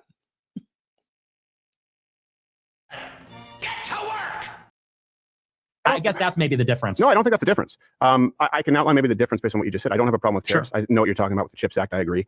And I think a big problem is, absolutely, Chinese stealing intellectual property. That's why I think they're a huge threat. What I see, I mean, then you could point, though, to like American auto manufacturing, which has been abysmal. I mean, industries that have been heavily subsidized. I mean, if you look at insurance industries, pharmaceutical companies, if you look at energy companies, I mean, you remember also about Solyndra, green energy companies. Totally. Every company that's been heavily subsidized and regulated tends to be less efficient and it tends to be more expensive. But we do need to protect certainly things that are, I would say that chips are a matter of national security. But my thing there is you say you like Doge. Well, I don't know why you think I would differ. That was largely, axing things. You just mentioned stuff that really for the first time has been done under this administration. And where we differ is I go, is it perfect? No. Is it a step in the right direction compared to Biden, compared to Barack Obama? Yeah. And then I know that you've also talked about having to burn it all down. So where I differ is, you said you're reactionary, or I've heard you use the term maybe accelerationist. Well, accelerate toward what? Because if that's what you want, and I agree with you, we're getting more of that than ever before. So how would you get there and why would you burn down the progress that's being made? Well, I'm not an accelerationist. I think that I think that's sort of misguided because if we're, and I agree with you, accelerating towards what? That's the operative question. So that's why I'm not an accelerationist. I think that to make things worse is only basically to vote in favor of chaos and death and potentially civil war, low-level political violence. And I think you're rolling the dice with that. So I'm with you on that. As far as the Trump administration is concerned, can I pause you? Yeah, go ahead. And I don't want to interrupt, but like I said, I want to address kind of the points individually. No, totally. Yeah. Okay. And hopefully you think this is fair because I really do want to be. And I know that I disagree with you on some fundamentals here, but you did say that Kamala Harris would be a better choice. And you did take billboards out against Donald Trump and told people not to vote in certain elections. That would be, so by logic, he's saying that Kamala Harris was more America first than Trump, a Canadian.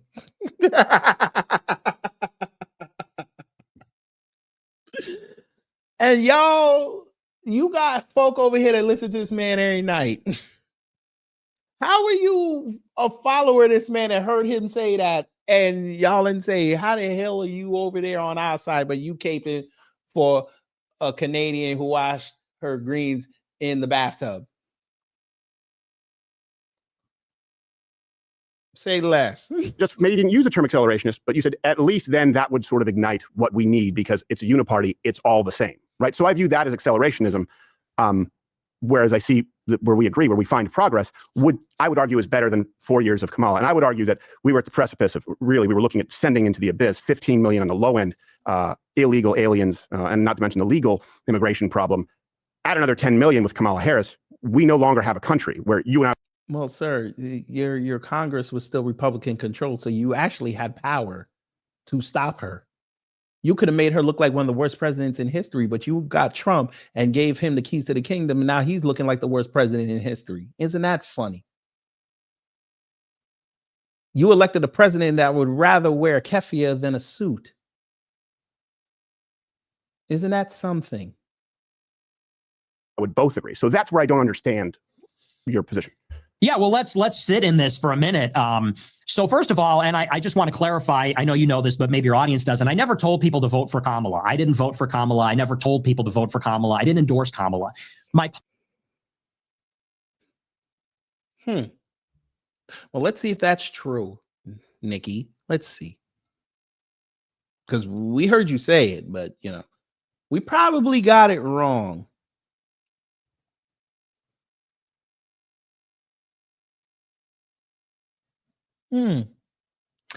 You blamed the New York Post.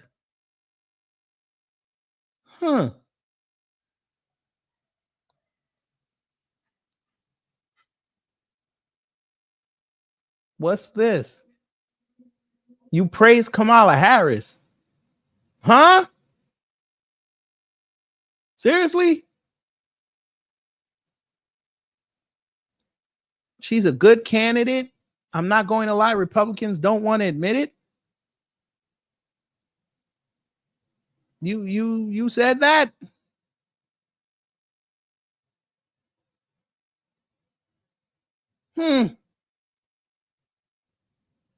Now they're gonna say it's the Times of India. They're probably lying. It's probably lying. What's this? White nationalist Nick Fuentes says if VP Kamala Harris wins in the upcoming election, well, they'll have an actual fascist as President Hitler. And y'all still listen to this man who says two things on the same subject, both sides. But all right.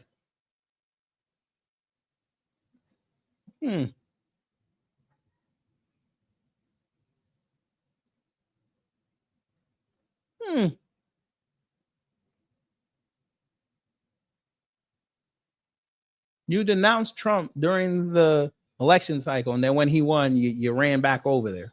Okay. Let's see. Maybe they'll have the tweet that you wrote. Let's see.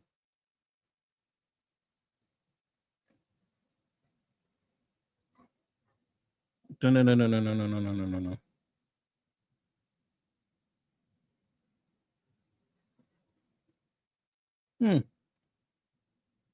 All right, that doesn't have anything. No. You're right, Nick. You didn't say it. You're right. Go ahead. He's right. He didn't say it. Plan in 20, and again, as long as we're in good faith, I'm going to explain to you my thought process on this last year. It looked at one point like this was going to be a very contentious election, like it would be very close. It turned out not to be, and eventually it became clear that it wouldn't be. But it seemed like maybe this election would come down to one state, like Michigan or Wisconsin or Pennsylvania, one of the three Rust Belt states. And my problem in 24 is that Trump was not promising an immigration moratorium. In fact, he was saying the opposite. He said that he would staple green cards to diplomas, which is a very famous policy. It's been around for decades, and Democrats and Republicans have said, we're going to give green cards to every foreign student. I said, that's a disaster. That's terrible. And then the other thing is there was a rumor that he had a quid pro quo arrangement with Miriam Adelson that he would allow Israel to annex the West Bank and intervene in the war with Iran. Ricky Ross, I want you to keep a pin in that. Because we're gonna catch him into saying something else. He said something that I think you guys would be very interested in. Iran. And so those were kind of my two issues. As I said, if we elect Trump, we're going to get all these Chinese and Indians. They're going to get green cards, and we're going to get H-1Bs because that's what Silicon Valley wants. And we're going to get a war with Iran. And so I looked at it this way. I said, if the America Firsters rise up and sort of tell Trump, here's the ultimatum. You can come out and say you're against the H-1Bs and the F-1 and green cards, and you could say you're not going to bring us to war in Iran, and we'll vote for you. But if you don't, we can't vote for you. And that was kind of the idea. It was like a contract with the Trump team. Now, ultimately, Trump became basically, his advantage grew to be so big that he wasn't worried about losing in one of those states. And I felt that way. I said, we don't have leverage anymore because he's leading by so much. It's clear he's going to win. And that's why we sort of abandoned it in the middle of it. But aside from, so that's where that came from. Just to clarify, abandoned what? Abandon that project, the Groyper War II, because we were going to go to Michigan and we were literally going to knock on doors and hand out leaflets and stuff. And we said, you know what, let's just not anymore because he's going to win anyway. So we bought. Oh, so y'all didn't want to do the ground game to make sure that people understood what Trump's agenda was. And what happened, family? Almost 2 months later, after he won the election, what happened? What happened on that beautiful holiday that's coming up soon? That's going to be a year, and how fast a year goes. What happened a year ago? Damn near. Did we not have the old Christmas H-1B discussion where Elon and Vivek Soffit and Japanese Cake were getting raked over the coals for saying that they need H-1B Indians over here and they need the talent so they could do all the computer jobs that Americans are too dumb to do? And who came outside and said that Elon was correct, that Vivek was correct? The person y'all went and voted for, who months later was the same one who said we need to keep the illegals here so they could work the farms or work the hotels and the restaurants.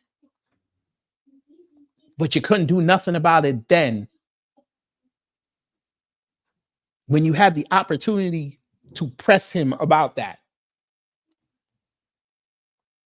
No, you had to go beat the Indian lady. And you knew that was his stance. Because it wasn't about you. It was about the corporations. Now you're stuck with it. That's why you got pissed when he said what he said in Des Moines, Iowa. Because you can't do nothing to him except tweet that he's an idiot. But okay. The white vote has doomed us all. Get to work! By the way, screenshot number 6. One billboard. You were going to knock on the doors and tell people to vote for Trump, the Groypers in Michigan? Yeah, no, to sign on to something like a pledge that would say, we will not vote for Trump unless. That was kind of the idea. And we sort of spun that up, but we abandoned it when it became clear that he would win. Okay. And I understand that, by the way. I understand the idea of holding the representatives accountable. I mean, that's why we have primaries. But hopefully that's part of your strategy, because a lot of people just don't run in primaries, and that's a viable option. But I do remember what caught me off guard, you saying that Kamala Harris was a better choice. And I remember part of what you said was because Trump, if he's elected, legitimizes the system. And that would be worse. You didn't want Trump to be elected because it would legitimize the system. Explain what you meant by that, because that sounds to me like you want to delegitimize and almost revolution instead of Trump. Well, and here's the thing. I think that Trump is obviously the better president if you're just taking like all the nominal figures, like fewer illegal. What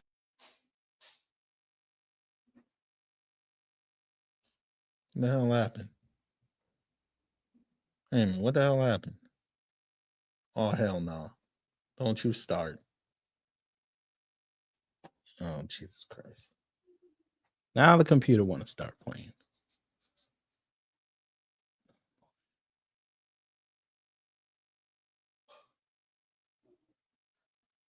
The economy's going to be better. The government's going to be more efficient. We're in agreement on that. Here's the problem. And I try to make people think about it in these terms. It's sure. And I don't want this to sound like a cop-out, but I'm trying to get people to think, which is that Trump gets elected, and let's think about what happens on day number 2. Whereas in 2020, everybody said we were told on day 2 that the grocery prices were going to go down and Ukraine and Russia were going to stop lobbing bombs at each other. That's what we were told. It's almost been a year. The grocery prices have not gone down.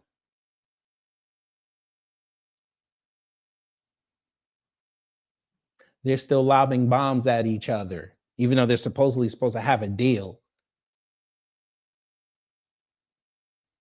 But okay. By the way, screenshot number 7. I'm getting hella screenshots tonight. Election is rigged. Like 86% of Republicans said, "Oh, the election was BS." Now it was close to half of Democrats too, I think. Yeah, it was substantial. It was across the board. Now nobody believes that. And whereas at one time people believed like, oh, like the system really needs to be overthrown. Like we really need radical change. Now they're saying, oh, Trump won. Oh, I feel relieved. Now we're okay. And look at the things that Trump has done. And we're going to get in. I can tell we're going to get into some of these things. The Epstein files, bombing Iran. And I'm not gish galloping. I'm just giving a little list of things I don't like. The H-1B visas, the 600,000 Chinese students. Yeah. All these things happen. And because they're happening under Trump, he is legitimizing them. And he's legitimizing the moneyed interests that are responsible for them. And I do think that deflates a lot of the fervor for change that exists. No, you dumbasses thought he was 2016 Trump. You didn't want to listen to nobody like me when I was telling you he's not the same Trump that he was in 2016. He got a taste of that power and he liked it. He was going to sell y'all out. I told y'all this for damn near a year and a half. Don't vote for that man. You're not going to get the same guy you got the first time. And now you're seeing it play out. You got people on the right using the cover that they were using for Biden and Biden sexuals. Oh, he just got there. Give him a chance. No, we didn't give Biden a chance. Motherfucker was on his neck within 90 days. We were on Trump's neck within the first 100 days. That's what happens. That's how you hold a politician accountable.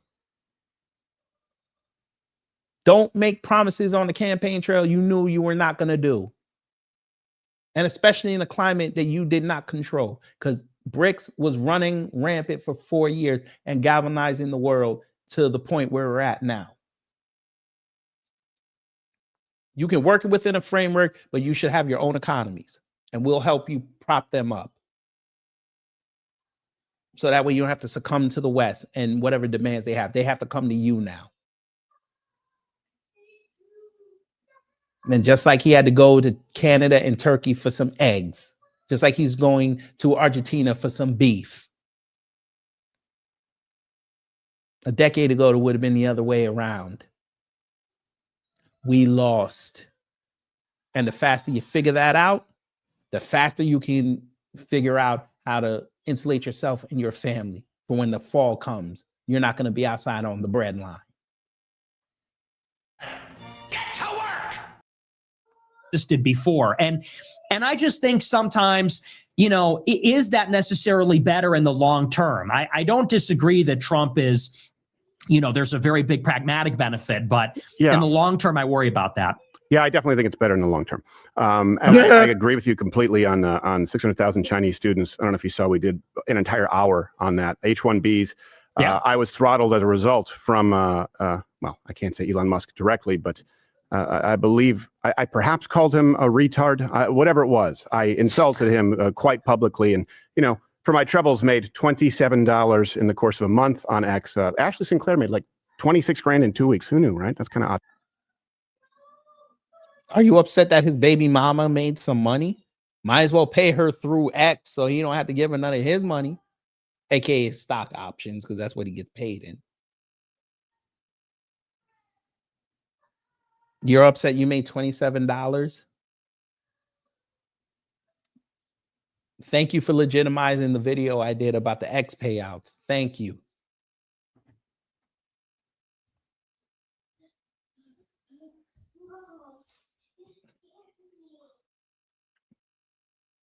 Foot and mouth disease, bourguignon. Who's ready for that?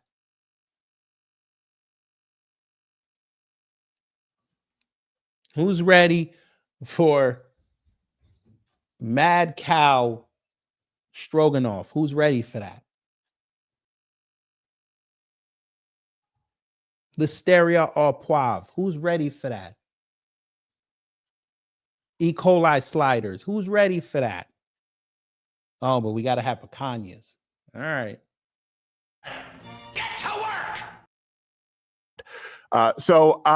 Yeah, I agree with you on H-1Bs. I will tell you, worse than 600,000 Chinese students would be another 15 to 20 million illegals and changing the census rule, which is what we were looking at, where that redistricts the entire map. And there's no chance to any type of conservative, Republican, nationalist, populist being elected again. And I do think that there was a lot of progress made. I would go, a lot of wins, not only the board. 99% is not marginal to me as far as reduction. I think that's pretty significant. But I'd like to go to, I understand where you're coming from. I understand that perspective, but I also don't understand what the threshold is as far as, okay, burn it all down, or we want to delegitimize the system. Because I know we lived through that. Like you just said, Republicans thought it was an illegitimate election. I did as well. Not a whole bunch of folks at the Daily Wire back then. So I think we were on the same page. You know what burning the system means. Vote everybody out in Congress. Get rid of the special interest groups. Get rid of AIPAC. Get rid of the lobbyists. Start fresh. A government for the people, by the people.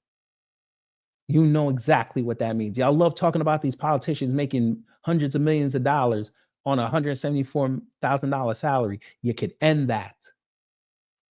But y'all are too scared to do it because you would have to be held accountable for the people that we pick if they screw around. And y'all don't want that because you never want to be wrong. It's okay to be wrong. That's how you learn life's biggest lessons. And I also, obviously, when we had the lockdowns, all of that, we then lived through 4 years of Biden, right? So the lockdown, so he basically, this is another thing I was saying when nobody was here, and I was saying it on other social media platforms. You watched your government and the same people that are in there, some of them are still there. You watched them vote to shut down your country, and you didn't do nothing about that in 2020. It was just about making sure Biden don't get in. Who I'm sure were lobbying Democrats to shut the country down to make Trump look bad. Where were y'all voices when Trump was sitting there saying, I might just want to shut the borders, have no planes coming until we figure out what's going on with this disease that's over there in Asia? And y'all watched him kowtow to the goddamn liberals because they called him xenophobic. Y'all didn't fight for that man. And the reason you didn't fight, because even though everybody was locked down, they'd be in the house and they were going to need news. And they were at that point not trusting of the media because the Hunter Biden laptop came outside. You start hearing rumblings of it. So y'all knew people were going to tune into y'all. So you didn't want to fight that. And you enriched yourselves. Now you're crying because the pendulum is swinging the other way and people are starting to not care about what you guys say anymore. By the way, Steven Crowder, you're on a platform that is being held up by crypto money. For those who didn't know, Fidelity Investments may own a big share of Rumble because they're helping to finance it. But yeah, crypto bro came in there and dropped over $750 million in crypto to keep it afloat and to make sure investors buy the stock, which is trading at $7. And if that crypto go belly up, don't none of y'all get paid. And the app will go back to what it was pre-COVID. Just thought I'd throw that out there. Get to work! It was already seen as not legitimate. We saw the results. I think the results of not electing another Biden is better. But I would like to roll a clip because I think it's in this vein and might help set it up. It was where you discuss. Oh, so you don't want to elect another Biden. You went and elected another Reagan. Ain't that something? Oh, look at this. Look at this. It's perfect.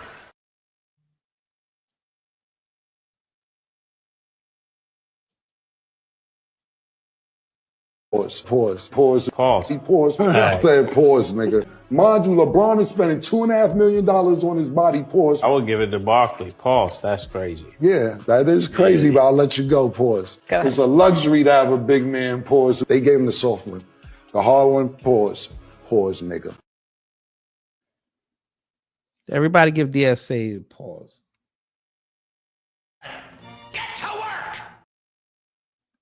Oh, Epstein, too. That's one thing. Of course, I absolutely agree. I don't know if you know, I recreated the Epstein cell down to the millimeter and tried to hang myself with a force meter.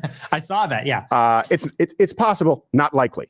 So I thought it was a huge mistake. I think Pam Bondi's an idiot. And I mean actually like an idiot. Like she potentially could be a mongoloid using the term hate speech.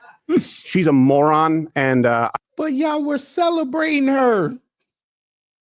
You see how they try to change it now? Y'all were celebrating her because she was from Florida.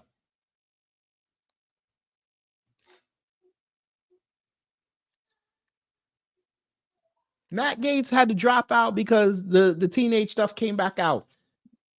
They said, okay, we're going to go back to Florida. You picked up Red Flag Bondi, Baker Act Bondi, and y'all were praising her until her indiscretion started coming out. But she was, already selected. She was in front of the Senate. There was nothing you could do. You were hoping the Senate would have denied her, but they picked her. Now you got to deal with her.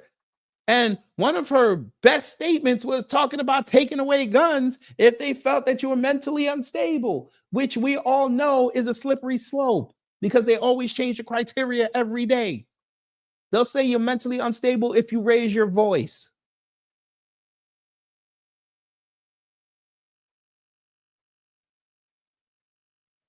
You can be labeled mentally unstable if you move your hands from your palm to the top of your hand. Like if you're looking if there's dirt on there. They'll take your guns. Your neighbor could hear you playing loud music and say that you might be harming yourself and get your guns taken.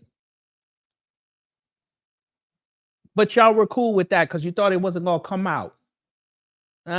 Keep going. I've always said that using the term, and that rollout was terrible. That doesn't undo the things that a lot of people who elected not just Trump, but the cultural wins that they want. I think there's a lot of good there, and I don't think burning it down is the best approach. But here you mentioned a new potential coalition, and I think sort of lay out a prescription as to how to go forward, and I'd like to ask you about it. And again, we'll make the link to the full show available so that no one mischaracterizes anything. Ro Khanna and Thomas Massie working together against the interests to compel the files. What do you think that has? A 90% approval rating? If you had progressive Democrats and nationalist Republicans working together, let's say to compel the release of the Epstein files, what kind of approval rating do you think that has? 90%? And what if they got together and they opposed foreign aid to Israel? What approval rating do you think that would have? 90%? Do you think? No, it would actually be lower because you have too many on the left that would have went against Ro Khanna. But I love how Nikki, the way he's talking, he still don't even see it. He's literally saying what I was saying. The Republicans and Democrats are going towards the middle with each other, and they're going to unite to destroy MAGA. Not because MAGA is the change that America thinks it needs. No, because they don't want your cancer no more. You've outlived your usefulness. That's why a lot of y'all are trying to pivot to America First now. America First is moderate Democrats and moderate Republicans. You don't even realize it. You're going to be playing the same game. Y'all are going to be useful idiots to destroy MAGA. And then as soon as MAGA is destroyed, they're going to turn on you. They're going to call y'all the extremists. And it ain't going to be the left that's going to say it. It's going to be the right as well. Except at that point, you're not going to have MAGA or these other idiot right-wing areas or these idiot left-wing areas to go run to. Because I guarantee you, after that midterms, they're going to limit the voice of the far left. Because the Democrats need to win. And the Republicans need the Democrats to win.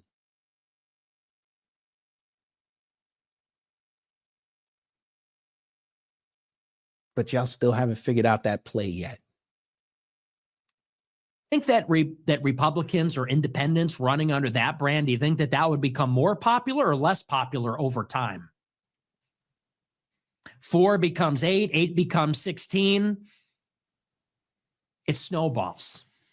And we need to propel someone into the White House that is just a populist. If the right can come down on healthcare and on a social safety net and maybe on some subsidies for education, and if the left can come down on the anti-white open border stuff and they can agree that we have a country, that party will win 90% of the vote. The fact he still thinks that the left is anti-white is hilarious. The right is anti-white.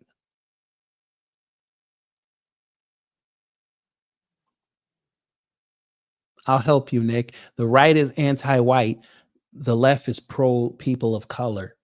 You said what?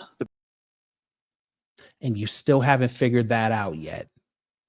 Vote and rule for a century. That's the compromise. That's the populist compromise. Okay, and I think you were, you articulated that pretty well. I would say Epstein already has a coalition. Everyone voted to release the files except Clay Higgins, who is a punchline, deservedly so. Like, that's the first time everyone knew Clay Higgins. Like, he really must love pedophiles. I wish I loved anything as much as he loves defending sex islands. I would like to hear your prescription for how that works, because I would say this: if the only compromise was the left on immigration, and if I believe that there was any semblance of a reality in which they compromise on immigration and compromising on free markets to varying degree, okay. But what do we do with a Ro Khanna on the Second Amendment, on the First Amendment, on transing the kids, on reparations that someone like a Ro Khanna or any member of the Democratic Party, but Ro Khanna specifically says is a priority economically and morally, on abortion? What do you do with all of the other compromises that aren't listed? How does that coalition work? And bring me through the end point. I'll do it for you, because I know Nick is about to say something stupid. Ro Khanna is not going to be your vice president no more, because the left and the right have figured out that he's not a good play. So he'll get a cushy upper level cabinet job. But they're going to run somebody like Andy Beshear out of Kentucky or Josh Shapiro, who's going to push that. And unless it's concrete, a lot of people are going to fall for it. Knowing what we know about these politicians, they're not going to do it. This is why if they do start talking about that, we've got to press them and say, we need something in writing. I'm going to say it again. The right's only hope of keeping power is to run DeSantis. You run JD, you're going to get destroyed. And it's not even going to be close. And outside of JD, you have nobody else you can run. Josh Hawley is so quiet right now. He knows he better stay in the Senate. Because if he tries to go outside, they're going to destroy him. He can't even run as DeSantis's vice president. It'll kill him.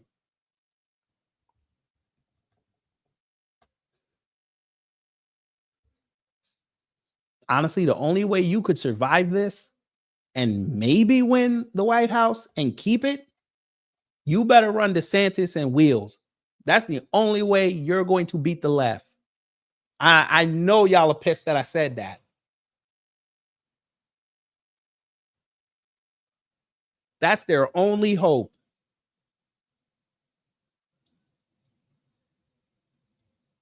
But we know the right don't think. Well, and I'm not a huge fan of either of them, actually. You could also say Thomas Massie on H-1Bs. You could say Thomas Massie on immigration also. You could say him on Israel also, as far as his biggest donor. It's not AIPAC, but a lot of influence. Certainly. But what I'm referring to is maybe more something like Trump 2016, who is basically a populist. And you look at Trump in 2016, and to me, that's kind of the prescription, where it's like in 2016, he comes out and he says, we're going to get the money out of politics. He says, I'm not going to take donor money. I'm not going to take super PAC money. I don't listen to special interests. He says, law and order, close the border. As far as healthcare, he didn't even give a plan. He said, we'll just take. Do I think DeSantis could win? Depends on who they run. If they run Andy Beshear, probably not. They run Josh Shapiro, it might be tight. He might eke out a loss. They run anybody outside those two, DeSantis has a shot. Trust and believe. He's leaving next year. He's going to have a year to clean his image up.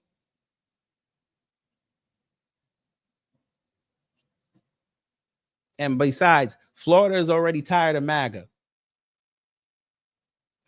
Wait till you see this video I got on Byron Donald. It'll further illustrate that point. They don't like him. They don't like anything MAGA or Trump based in Florida. If he can parlay that and use that across the country, even to a 10% efficiency, depending on who the left runs, he could win. And like I said, that's their best bet of winning. They got to run him. They can't run anybody else. But, you know, again, they're not smart. They're going to go be stupid and run JD because he's already installed and he's going to have the Trump machine behind him and he's going to get destroyed. But you know what? It'll be great content for us. Get to work!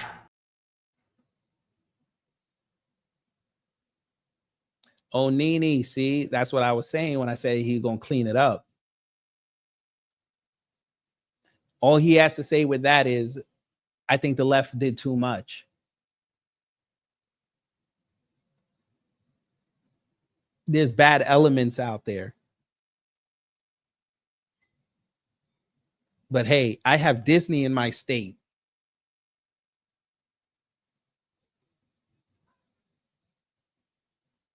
All he has to do to end all that is take a photo with him shaking the hand of Bob Iger. All that stuff goes away. DeSantis having on the Mickey Mouse ears. Goes all away. Optics will sell you and win you an election.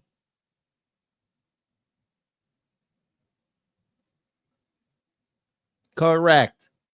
Disney is right wing. They like to play to the left because that's where the money is. Again, all he has to do is fly to LA and go to Bob Iger and have a sit down. Notice DeSantis didn't say much about what happened with Jimmy Kimmel. The script is already there. Take care of everybody. He said, we'll get rid of the lines around the states and we'll just take care of everybody. Who even knows what that means? And he says, we're going to put America first in foreign policy. Now, I think that here's the thing. I'm under no illusions. We're not going to win 80% of the left or 40% or even 30%. But I'm thinking that if we can win, because I think there are a lot of people on the far left or even some of the abundance liberals, they're getting tired of a lot of the far left too. There's a lot of these liberals in the center that are saying, how are you going to have public transportation when you have people getting stabbed in the neck and there's no police? Like, we can't defund the police and even have these cities that we want to have. I think there's a lot of people on the far left too that are saying, you know, maybe the woke has gone too far. I'm sorry, was that a quote? Did Ro Khanna say that, or was that just a general? No, I'm not talking specifically about Ro Khanna. That's just an example. Because when I hear it, I almost thought you said I was like, oh yeah, that sounds like something a liberal would say, like stab the cop in the neck. No, when people are being stabbed in the neck by like black people, for example. Oh, that's also something I could.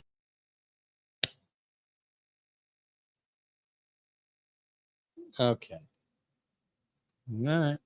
Here a leftist supporting, but yes, okay, go on. I just didn't know if it was specific. Okay, yeah. Well, and here's the thing. I mean, fundamentally, it comes down to the fact that let's just talk about it in general. So that's my prescription. It's like populist Trump, and let's just get a small percentage of the left liberals, you know, who I think have come a long way in the past 5 years since COVID. I thought y'all told us that a whole bunch of liberals voted for Trump this past election. Are you telling us that was a lie?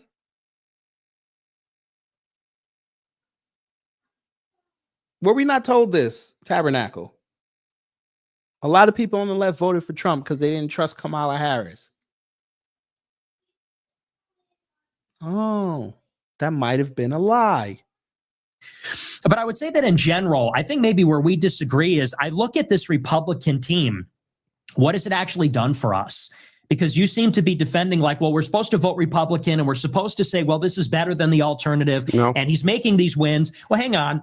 And I look at it and say, it's been 10 years of Trumpism. And, you know, I know Biden brought them in, but we're 10 million illegals up since Biden, and there's no mass deportations. I look at the wars. We're getting into more wars, not fewer.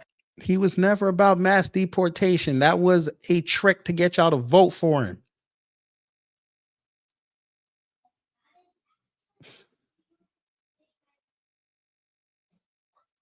It's like, okay, you see a couple videos of ICE pulling people out of cars. You think that's mass deportation? No. He's using policy, foreign policy, to get the job done on a problem that is domestic. And you still haven't figured out the play yet. Yo, fuck nuts. And this is the people that saying that they are smart. Since I got to say it again,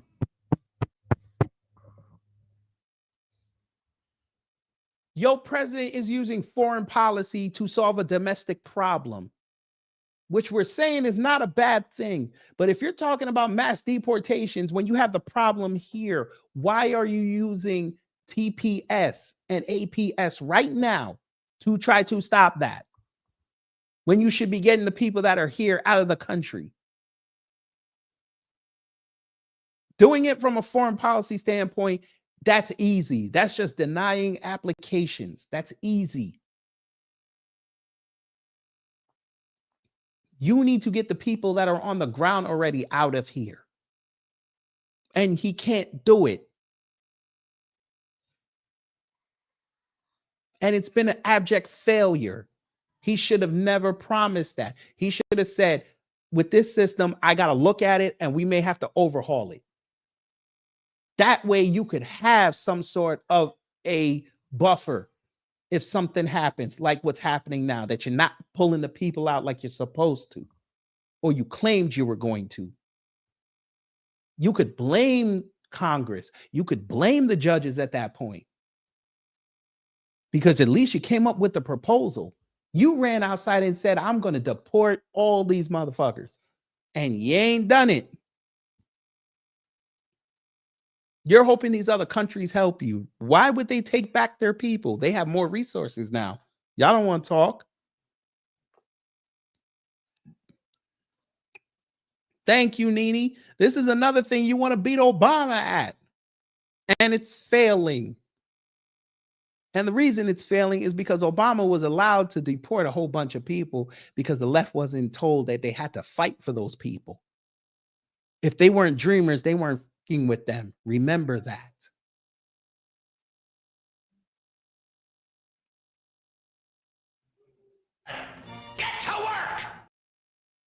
He wanted to keep us in Afghanistan and Bagram. He's building bases in Syria. We're getting into Venezuela.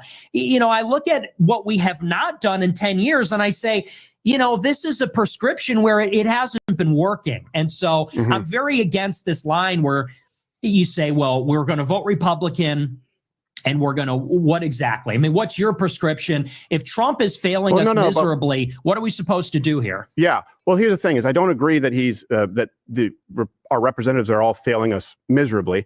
I think they failed in quite a few ways. If you're talking about like the Johnsons of the world and the Rhinos, absolutely. But the things that you just listed, and I would, again, ask you for your prescription because I give mine Monday through Friday. I mean, every day, 11 a.m. Eastern. I've done one on voting, what we need to do. I've done one on immigration, done one on big tech and Section 230. I'm very curious as to your prescriptions so that people can contrast them. You mentioned law and order. I don't know of any president who sent the National Guard in as aggressively when we're talking about D.C. and Chicago. That way you talk about law and order. You're talking about in Chicago. Well, I'm saying any effort being made. I know what we've lived through as far as what Ro Khanna would support: Black Lives Matter, the Police and Justice Act. Again, I don't think happened under Trump in 2020. So let me ask you, what's your prescription? Why hopscotch all the people who I think watching right now would agree with you if they think that you're on board with them on LGBTQ, on immigration, on Second Amendment rights, on First Amendment rights. Why hopscotch then to compromise with someone who has actively fought to destroy all those things like a Ro Khanna? Wouldn't it make more sense to form a coalition with more than half the country who already exists? Because you don't want to take them for granted. Take Trump out of it. I'm talking about the people, the voters. The voters only care about the economy, sir, and making sure their children are straight. Your man didn't promise that. So anything he says underneath that, they don't want to hear it. He'd probably have a better shot at getting stuff done if people were in some sort of a recovery. We're slipping into a recession right now. If people had real money in their bank accounts, they weren't overdrawing on their accounts, they weren't in credit card debt up to their eyeballs, I think people would allow him to work. He hasn't done that. He's regressing the economy because he thinks he'll be able to destroy it, then fix it. And it's not going to work because the rest of the world is not on that script. They're making their money.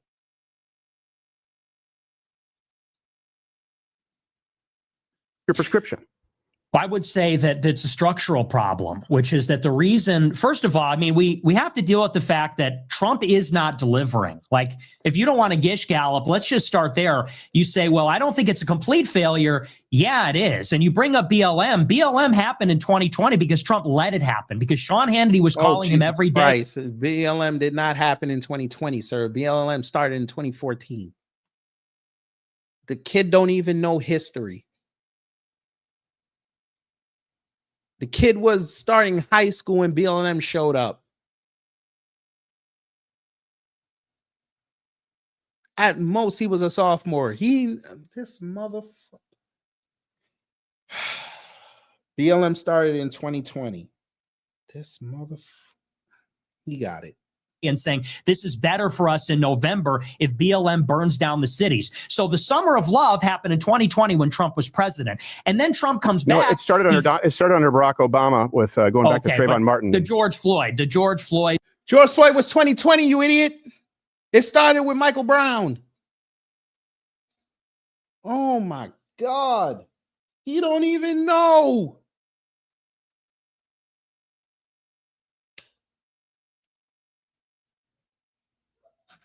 Summer of love. Yeah, it was a continuation. Well, I think they kind of picked up on it. Don't you think? It wasn't. I was there, and Sir, again, you were in high school, sir. You saw those protests in 2015 and 2016. Let me guess, Kaepernick kneeling happened in 2020, right? Eric Reed kneeling happened in 2020, right?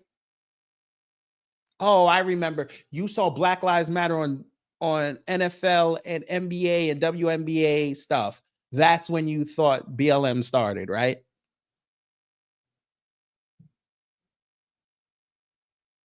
Never mind that people had BLM stickers and placards in their windows in their apartments and houses in mid-2010s.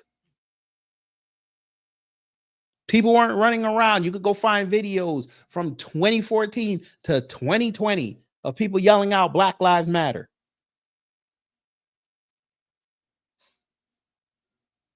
By the way, screenshot number 8. This kid is an idiot. But they listened to him.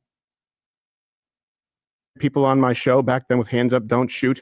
And I remember the assassination of the Dallas PD. Donald Trump was elected, specifically his first term, because of how disruptive Black Lives Matter was and law and order. And I would say there was significantly more than under Barack Obama. But if you say they're the same, that's just where we disagree. Well, what are we debating about? I mean, in the George Floyd Summer of Love, maybe I'm wrong about the calendar. It was in 2020 when Trump was president, and it was the worst, arguably the worst BLM violence, I think, in the 21st century. I think that was worse, actually, than Mike Brown. It wasn't BLM, sir.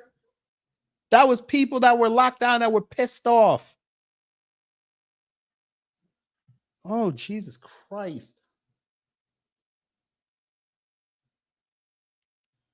Sir, did you forget that the entire world saw that man die on film? Did you forget that?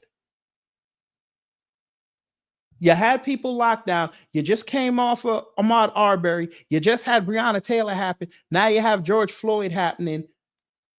And you had people locked down. They were pissed off. Yes, they went to the streets because they were pissed off at the government. Not only did you keep us locked down in the house, we had to go call numbers to go get money out of the government that we already put money into just so we can survive. But now you killing people on film. Yeah, people got tired. And I love how y'all keep saying this BLM when there were a whole bunch of conservatives out there too doing the thing. You had a whole conservative burn down the Minneapolis Police Department. That precinct. That was somebody on the right. That wasn't a leftist. But yeah. Let's spin the narrative because you know your audience is dumb. Go ahead. Or Trayvon Martin, and Trump was president, and he didn't intervene because he was told it'd be better for him. And now in 2025, there's no National Guard. He chickened out on that. He chickens out on all that stuff. He was going to send him to Chicago, going to send him to every major city. Never happened. Even here, you know, they're doing the deportations in Broadview here in Illinois. They brought in like 400 National Guard, and ICE is still getting chased. And they got boxed in by a bunch of different protesters, one with a semi-automatic rifle. There's no law and order. Irina Zarutska died under Trump. The crime in New York under Trump. The crime in Chicago under Trump. What crime in New York, sir? What crime? God damn. Sir, crime was worse under Trump's first term in New York. What are you talking about? You got it, though. You got it. It's a failure. And we're 10 years in. And so you say, what is it going to take? Because we elected him can I once, ask you something, twice. though, just because this is the point I'd like to address when you say Irina Zarutska, and obviously. By the way, Chicago had one of their worst years under Trump. Did we forget that? They had something like 400 homicides in one of Trump's years. You going to blame him for that too, or nah? So we've covered that, and I think we're in agreement when you look at the judge and you look at the man who was released, I believe, 14 times, right, under the guise of equity, Black Lives Matter, precisely the kinds of policies that only exist because they have been supported by the radical left who run the entire Democrat Party, right? So, yeah, some of that happened under Trump's watch, and I agree. He's definitely far from perfect, and I think he's failed in a lot of ways. But who has been orchestrating? You talk about these constructionists, right? They want that, and people like Ro Khanna, people who you talk about in your coalition, it's their raison d'etre. So why hopscotch the voters who would not vote for that coalition precisely for the reasons we're discussing? Because they're against all of it, because Trump hasn't done enough to fight. I mean, COVID happened under Trump too. Huge mistakes. Fauci, awful. But I certainly think that 20 million illegal aliens in 4 years is worse than a reduction of 90-something%. I certainly think that the people who orchestrated Black Lives Matter and the people who ran those cities and the people who have blocked ICE from doing anything is worse than the guy sending in ICE with any effort at all. But let's talk about even that. Why do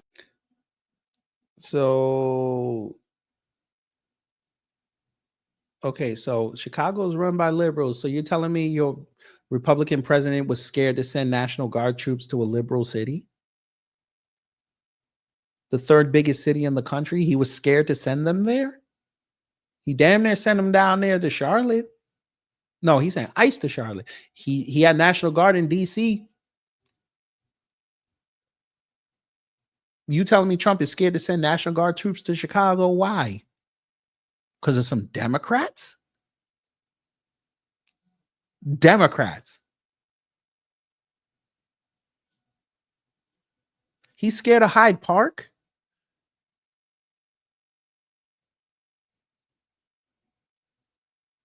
Huh?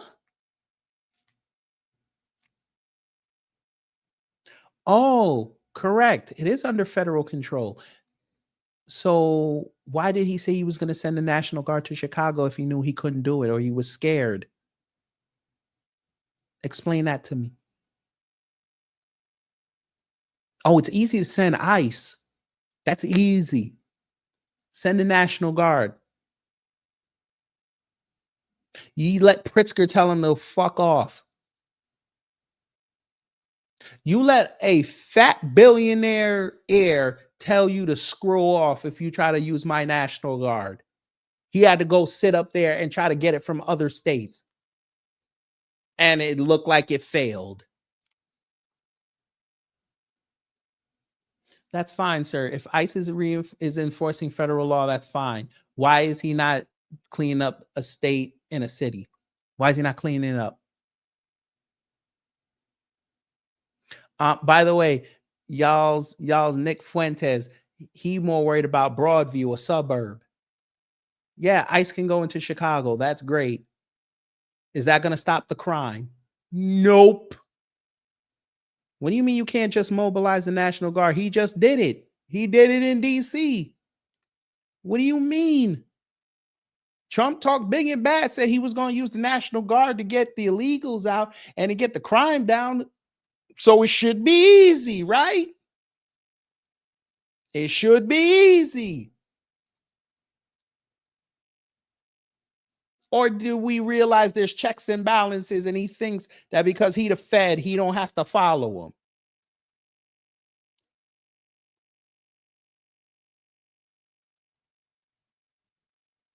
So you agree there's checks and balances? Good evening, Donnie. Good evening, SD Johnson. He's following them. So why is Chicago not a place where he said he gonna drop them guards at?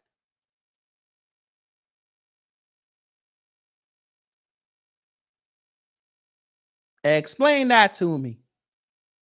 Why would you say you're going to do something knowing you don't have the power to do it? You're literally making Nick Fuentes sound competent for once.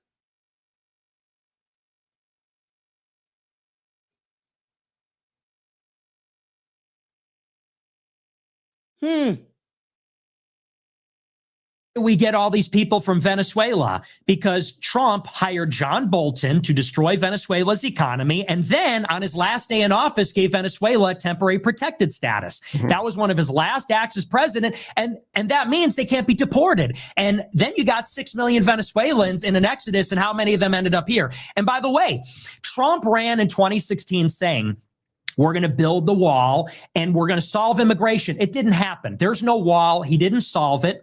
What he did was executive orders, which Biden immediately overturned when he took power and then brought in 10 million. Okay, so Trump gets elected again. What does Trump do?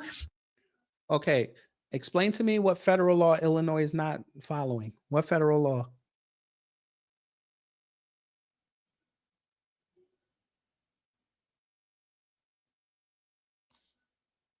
What federal law did Illinois not follow?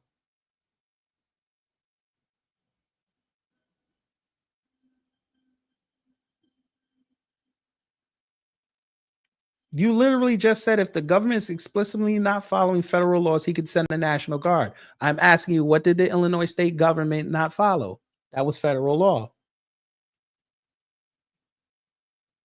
Show us the act where it says that illegal aliens have to be kicked out of the country. Go ahead, show it to us.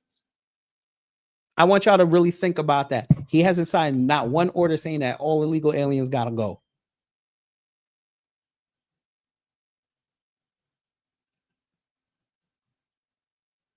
He keeps doing TPSs. And that should be easy.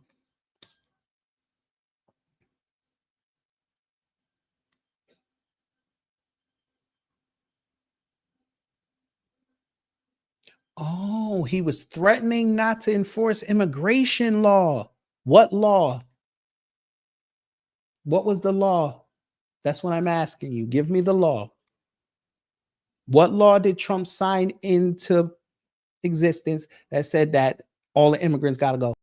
What did he say? Give us the code so we can look it up.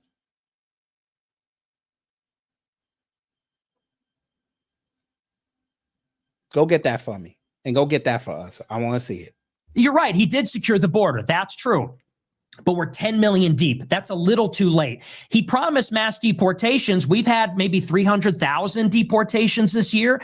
Is that going to go up during the midterm elections? Is that going to go up when everybody's running in the primary in 27?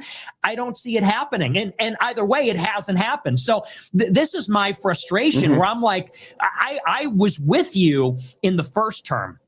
As in the first term, when I was in college, I was like, yeah, like vote for Trump, never coming down. If he falls short, we'll go on Twitter and tell him to try better. But 16, 18, 20, 22, 24. Okay, you gave me the Portable Aliens Act. And I'm sitting here looking at it.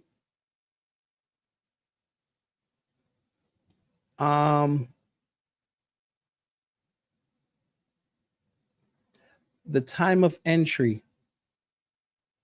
So you want him to pull retroactive now? That's what we're doing?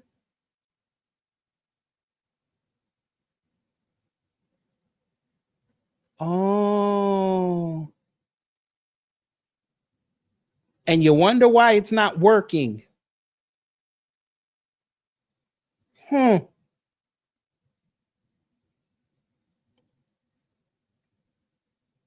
Let's see the expedited removal.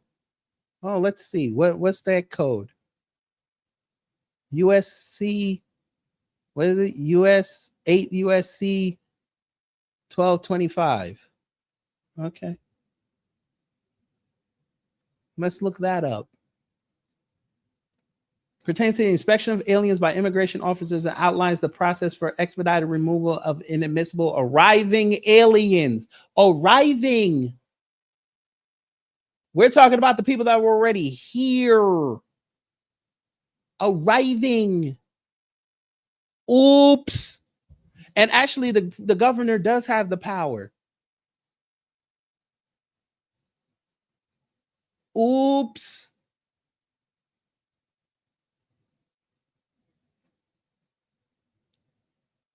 You gave us another one. 8 USC 1231. Arriving, he says. Okay, let's look at this one. Pertains to the detention and removal of aliens who have been ordered removed from the United States. Sounds like they had to go through a process. Oops.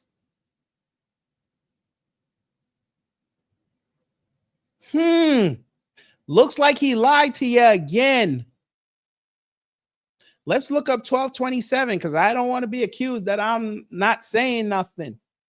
Let's see the classes of aliens who are deportable from the United States, including those convicted of certain crimes such as drug offenses and crimes involving moral turpitude. It specifies the conditions under which an alien may be removed from the country based on a criminal history. Oops. Well, funny thing, most of those aliens that he's trying to get rid of don't have criminal records. It sounds like y'all got sold a bill of goods again. This sounds like 2016 all over again. Thank you, Donnie, because I was just about to get to that. You're basically asking him to get rid of an amendment on the Constitution, and he doesn't have the balls to do that because Congress would never sign off on it. He tried to big boy the states, and it didn't work. That's hilarious.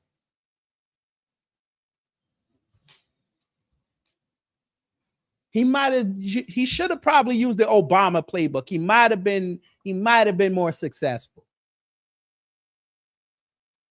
But that would cause Trump to lean into his liberal upbringing. But you know, you got it. By the way, I'm hearing the crickets on your side. You didn't think I was going to pull it up in real time, huh? Thank you. The woman whose comments I just put up, yeah, she hit me to law. Got a brother studying. You might want to try again. Get to work. You know, Republicans have called for our vote all these times, and things are not getting better, like at all. And that's sort of the frustration where I start to say, let's turn the table around. And I'm not hopscotching over the voters. I want all the right-wing voters. By the way, your Fed, including Trump, fed them all that money to do what they were doing. Now he want to try to clean it up. Doesn't work like that. voters. What I want to hopscotch is the donors.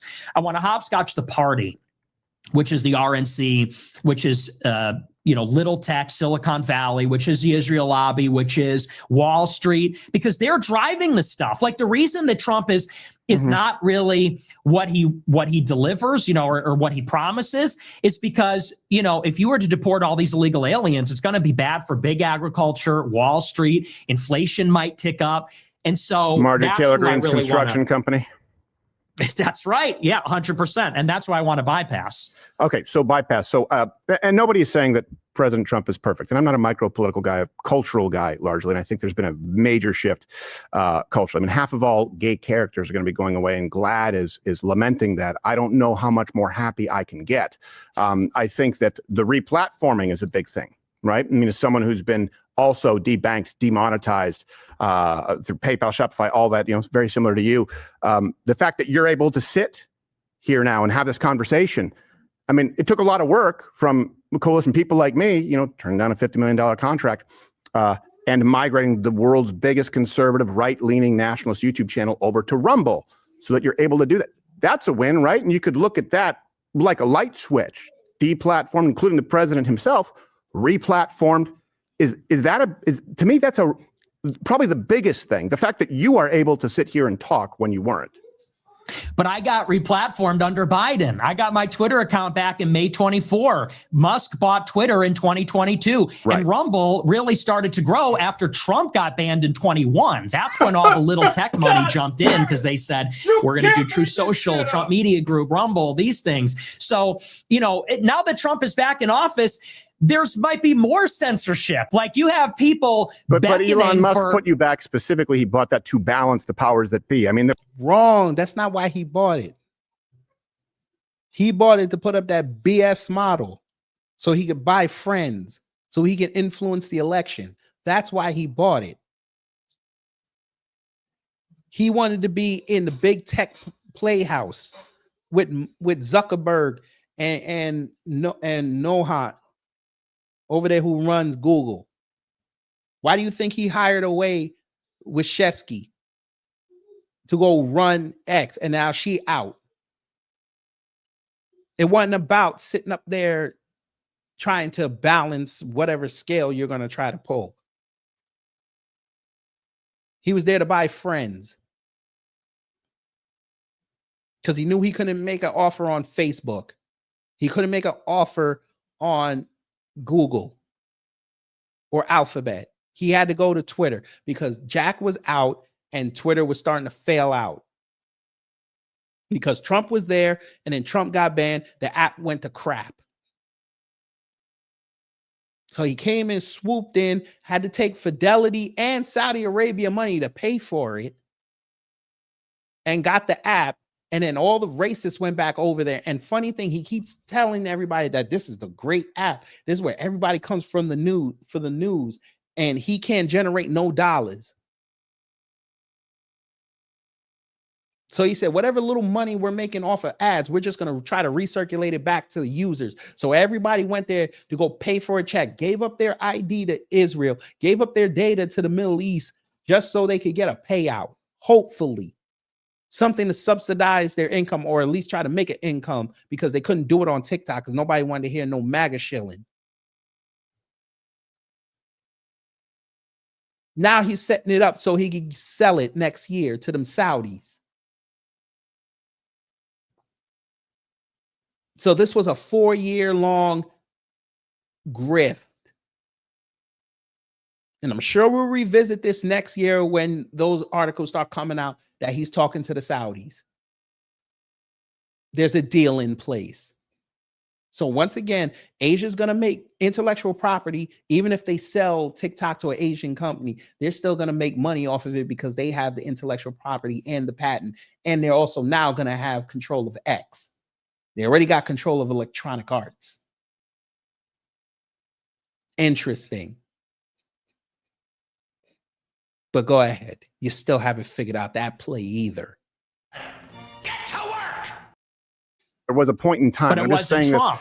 But But that's the reason for it, right? There's no world in which you're replatformed unless Donald Trump is running again and someone like Elon Musk sees an already existing populist movement. That is important. And right now, this will actually be clips on YouTube. That could never have happened.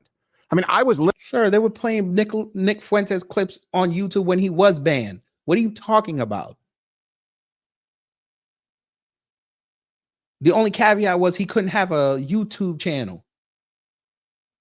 But people were playing clips of this man all the time. What are you talking about? Literally deplatformed for having Carrie Lake on in a midterm. That's why we couldn't stream the elections. So to say that, well, that's because of Biden, are you giving Biden credit for Elon Musk buying X and bringing you back? Because I think that you got to give some credit here if you want to build a coalition. Can you build a coalition with the people going, hey, we are really anti-censorship and we're really hesitant to get back in bed with the party that pushed for all of it? Because there are other people not as popular as you. Republicans censored y'all in 2020. You went back and voted for him 4 years later. You who've also been deplatformed and replatformed as a result. No, I'm not giving Biden credit. All I'm saying is you attribute that to Trump or for Republicans being in power. All I'm saying is one's got nothing to do with the other. And actually, it was a response. Musk buying Twitter was a reaction to the overreach of the Democrats because they banned the president from Twitter. And oh my God. So why didn't he buy Facebook? They were the first ones to ban him. Why didn't he go after Facebook?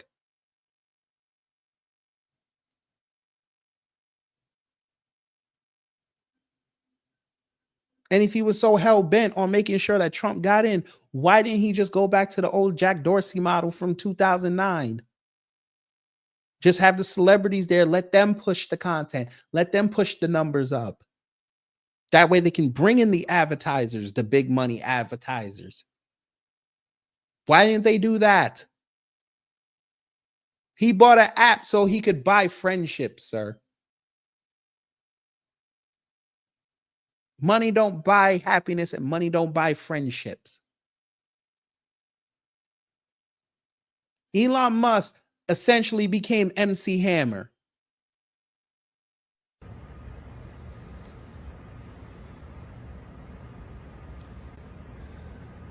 This is how real it is to The Rock.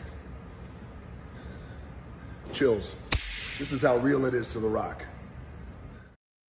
You're right. Nick is the GOAT. He's the Gollum of all time. You're right.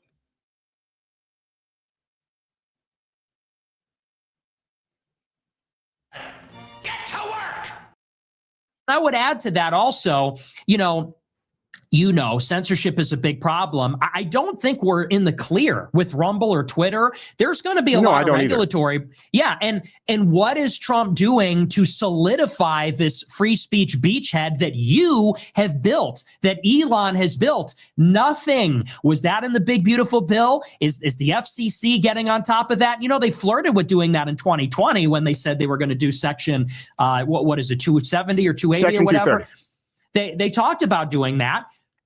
The FCC folded in front of Disney, sir. They folded. Your president folded. Keep talking about, I'm going to pull licenses. You know damn well you ain't got the problem. You ain't got the problem. You ain't got the moxie. You ain't got the money.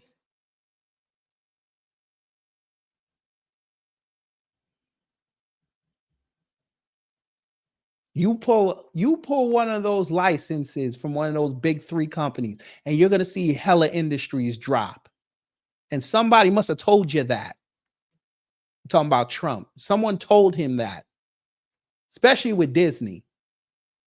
We also have a live on here where we showed what Disney owns. Corporations are bigger than the government. And you watch your president fold, but you still want to praise him. Go ahead. They never did it. And so that's my problem where, and I'm with you, like, well, no, can I just pause that? Because that's kind of in my realm of expertise, because this is something where I've been here this entire time. Totally. Right? And not to take credit, but certainly a pioneer in being demonetized and hiring. My biggest expense, especially coming up, was legal outside of payroll, because I saw this type of of censorship coming. I'm the only one who was named in the Facebook files by name. That's how I met my lawyer, the Twitter files, and Susan Wojcicki and Congress women. I don't know if there were any men. I know there were a few women. I think Pelosi and what's her name? The Hirono, the lady from Hawaii who always talks about sex, asking for me to be, have you ever had sexual relations with him? That's how she opens every single hearing. It's like, how horny are you, lady? So that is something that I've lived through. And I think you're maybe discounting how bad it can get. And 230 is important, right? I've issued a prescription on how to fix that. And yeah, I'm disappointed that there hasn't been something fully solidified. But I would say there's a reason you're back. There's a reason that people are not afraid to speak out. And people like Trump, people who are more populist, the populists who exist on the right, they listen to their base. And I think it's good that you're pushing him. But what would be enough? In other words, would there be a threshold enough so that you don't just sort of, elope with the Ro Khannas and the Bernie bros of the world? It's not about eloping. And I would say, what does enough look like? I would know it when I saw it. It would be not like bombing Iran is like a punchline for what Israel wants. That's pretty bad. I would say that not mass deporting people. You don't need to deport 10 million in 1 year, but 1 million per year. And how about anything? And literally anything on free speech. You know, Ron DeSantis had some legislation and Texas had some legislation about free speech. Could we get something like that, regulatory or legislative? Mm-hmm. You know, I just look across the board and maybe this addresses the heart of the matter. I sort of look at Trump and I say, I see what you have done for them. Can you bless us in the same way? Because they will move heaven and earth to lower the corporate tax rate. They will move heaven and earth to give $1 trillion for AI, and they will give Saudi Arabia, non-NATO major defense ally. They'll give Qatar security guarantee. They'll bomb Iran for Israel. They'll bomb Yemen for Israel.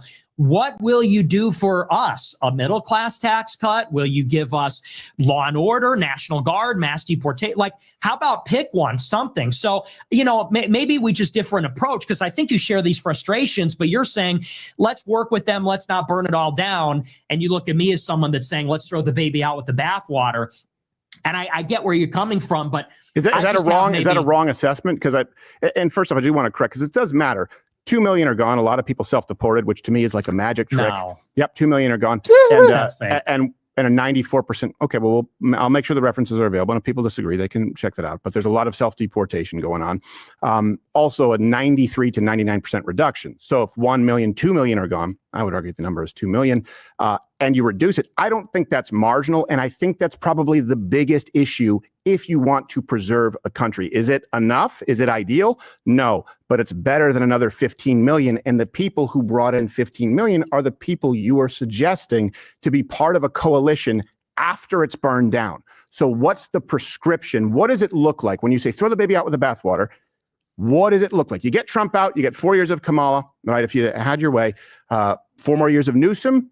What does it look like? I'm asking you for the prescription, because I'll tell you, mine is primaries. Mine is having people who listen to their base. Mine is making sure that we can make incremental change. The biggest disappointments would be H-1Bs for sure. The big 600,000 Chinese students, huge disappointment. Section 230, right? I have prescription for all of those. What is yours? What does that look like? Revolution or coalition, and then burn it down, throw the baby out with the bathwater. The alternative is, that's where I think I'm missing you. Here's my prescription. I just think that we need the young people to climb the ladder. I want to march through the institutions, get them in the college Republicans, to the campaigns, to the congressional offices, the think tanks. I think that we need to engage in primaries. In 2026, I'm going to be very active, and we're going to tell everybody who's America first and who isn't, and who to vote for. And I think the people that are not America first, I think they should lose their elections. In 2028. So do I. Yeah, okay. So then, we agree on that. In 28, I think we should back a presidential candidate who is going to basically emulate what Trump did in 2016, which is anti-corruption, America first, close the borders. And if that person can make inroads with the left, I think that's an interesting idea, because maybe the area of disagreement is there are a lot of people in our right-wing coalition who are kind of part of the problem. I would say there are, like, for example, when Trump bombed Iran, you had like 70% of Republicans supporting that. That's a load of crap. Yeah. And you have a lot of Republicans. I'm okay with it. I know you are. And I've heard your argument. We could have that one out. But like, I think that's a huge problem. And I think that there's a lot of people that, you know, they're going to vote for Trump literally no matter what. And what that does is it creates moral hazard, because then Republicans know that they can come in, they can screw us forever. And I guess the question is, for me, my prescription is like, I want results now. If you don't give them to us, we don't care. We will burn it down.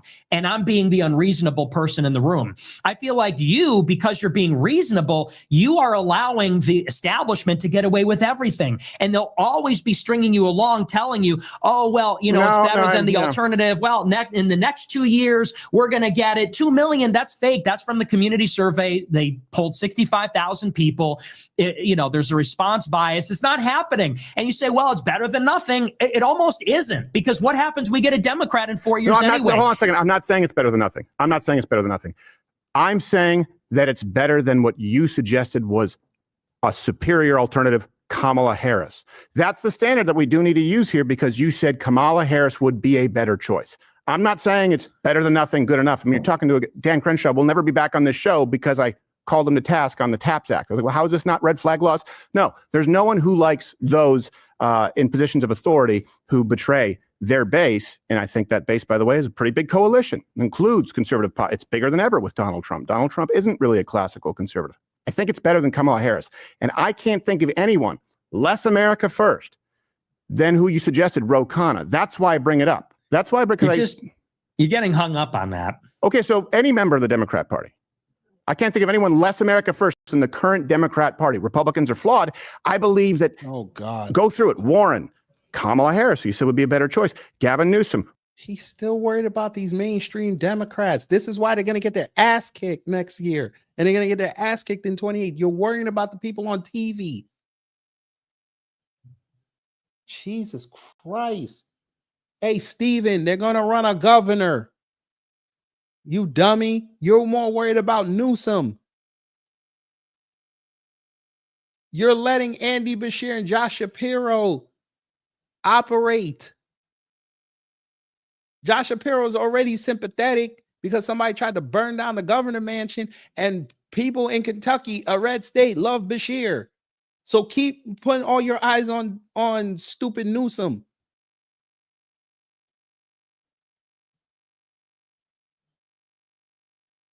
Because you know you can't go and sit there and to your audience explain Josh Shapiro or Andy Beshear. You can't explain why Kentucky is starting to get hella investment from Fortune 500 companies. You can't explain that. Yeah, you can knock Josh Shapiro for Philly. You can't knock him for the rest of the state, though.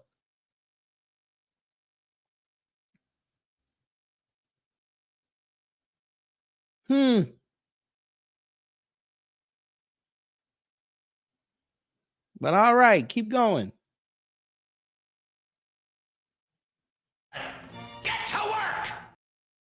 Whitmer, I believe they fundamentally hate everything about America. I can't name one thing.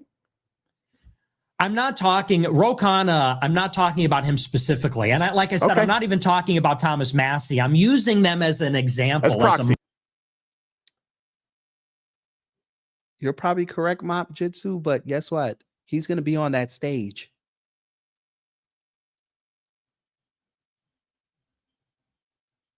He's going to be able to audition himself for a job, a high-level job. Yes, he did die. Yes, he did. Shout out to Shang Tsung.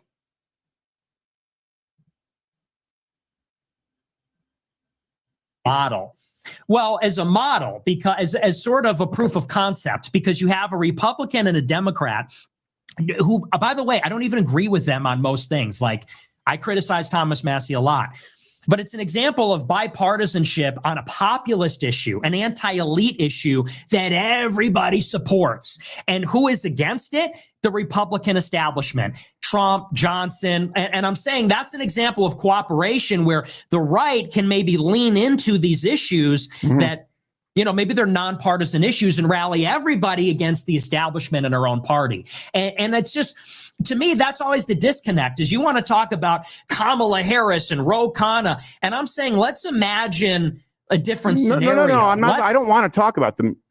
You brought them up and repeatedly so. You brought them up. I brought up you. Come on, let's be fair. I disagree with you. I understand your approach, though, too. I understand your approach because I feel that way, like I said, about the conservative guard in media. In other words, we'd be pretty much on the same page. Anyone in conservative media, and we've seen it where they are gatekeepers, but there's a mechanism to fix that. And we've seen that change. And Rumble is a big part of that. And I agree with you. More needs to be done about Section 230. But I brought them up because you use those examples. And as someone who believes that they fundamentally disdain America, Kamala Harris, to be fair, she's really dumb. So she may not actually know what she believes or thinks. But I do believe that, like, a Whitmer hates America. I do believe that. But y'all were just sitting here saying you don't know what Trump believes in.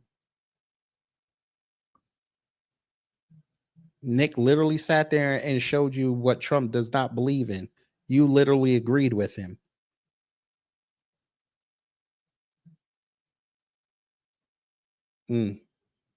Nasty work.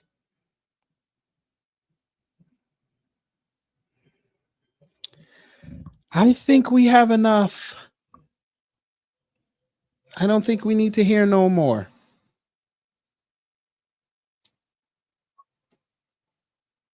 They're insane, and this is why they're going to lose. The Democrats are still polling way worse than the Republican and Trump as a whole in aggregate polling. Until Democrats ditch mass migration and social issues, it's still a toss-up. Lord have.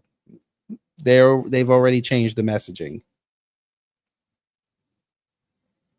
They threw the Republicans off by acting moderate. Now it's time to tweak the message. I said this earlier before you got here. The Democrats are going to start getting rid of the far left after the midterms. They're going to treat them like how both of those parties are going to treat MAGA. They're going to destroy them. They let them have their fun for a decade, no more. Sir, they've already done it. Ro Khanna is one of the most moderate Democrats in the House of Representatives, and he keeps getting brought up. They're all moving to the center.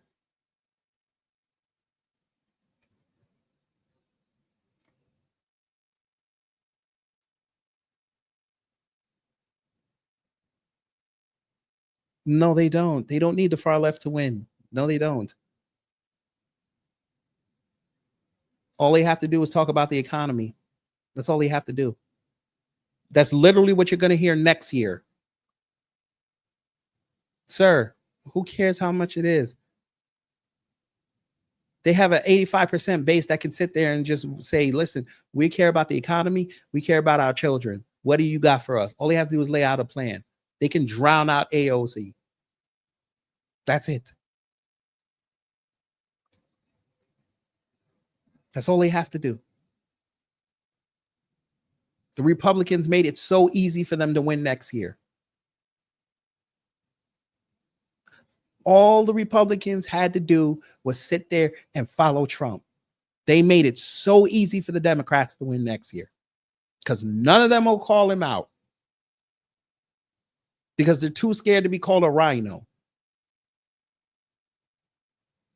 And now all of them now, especially in Tornado Alley, have to sit up there and look at their constituents in the face, knowing that they aligned with a man that's taking money out of their pockets. Sir, you don't need a demographic shift. You just need a realignment. This is what I'm talking about. You guys think that everything has to swing both ways. No, you're in the age right now with midterms. All you have to do is get your messaging on point. All you have to do is reconnect the puzzle pieces. That's all you got to do. You don't need to go over and say, you know what, we're going to just change our whole stance. The Democrats have had the same stance. They just let the far left talk too much.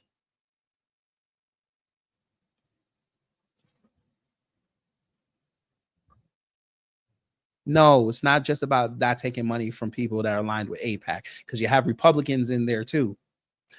By the way, family, who wants a couple presents before we leave? It's the month of Christmas if you celebrate it. We got a couple presents today. Now, number one, this is something I just mentioned in regards to old DeSatan. Remember how I kept saying that old DeSatan has a shot at winning in 28, depending on who the Democrats run? Well, look who's starting to run interference for him. And you'd actually be shocked at who it was. Again, they don't need the 15%. Because you know where they could get it from? The right. And no, the Democrats don't need us. This is what you're failing to realize. They don't need us. We proved it to them for the last decade. We're not about them no more. They don't want to do for us, so we're going to fuck everybody up. And you just saw it happen in this election. But we got a present for you. You know, let me go here. There's a growing concern. Look who's praising DeSatan. I want to tell you some behind the scenes color on the DeSantis's. We had dinner with them the night before, and so we got to meet Casey as well.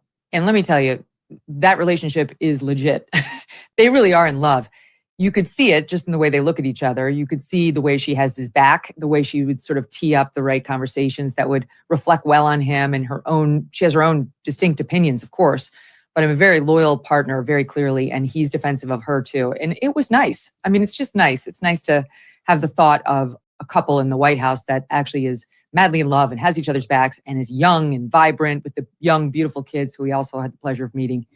They're adorable. They're really little. They've been in politics and in a political house basically their whole life because they're babes, 6, 5, and 3, as he said. But my impression of the family was it's a very happy one, which was nice to see. It was just nice to see. I will say that the discussion that we had the night before is off the record, so we're not going to get into the substance here. But I will tell you that he's extremely knowledgeable about every single issue that I teed up to him. I mean, there was no issue on which he couldn't go 10 deep.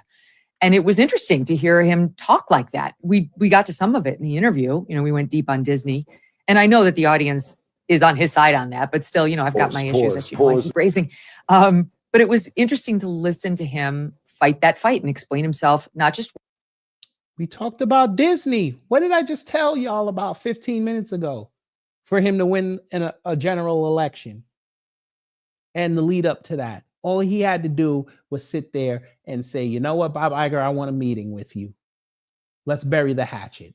You've provided many Floridians with jobs and many hundreds of millions of Americans and foreign people with memories that will last a lifetime. I don't agree with everything you do, but I appreciate you. And take that handshake and put it online. It go viral. Now he looks like a likable person. And you just heard what Skeletor just said. Once, but go the next layer, go the next layer. And he can do that on everything. His thoughts on the Supreme Court, on the justices that are up there, on Trump's picks versus some of the picks we've had earlier, all very interesting stuff. Didn't have time for it in this sit down, but we'll hopefully get to it in another one. And I will tell you this too, he's funny. He was doing impressions that had us in hysterics. Like I had never seen that side of him, you know.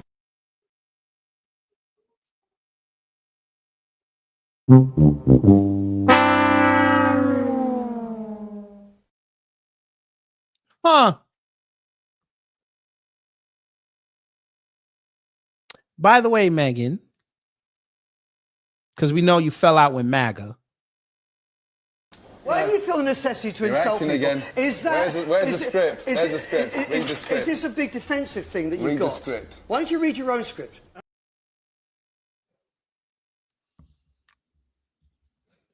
And stop the cap. Stop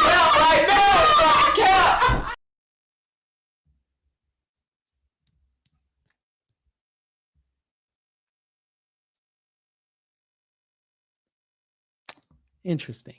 But we're going to end this off with something hilarious. Are you ready? Fam. Cal, is you ready? Guess who got a kick in the... Well, you know what? In honor of this person, guess who got a kick in the culo today? Guess who? Guess who? Yes, they did. And you gonna love it. You know, let me go here. There's a growing concern in. Yeah. You're seeing that correctly.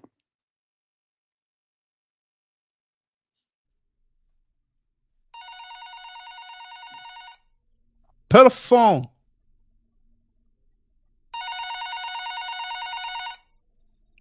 I said, pick up the phone.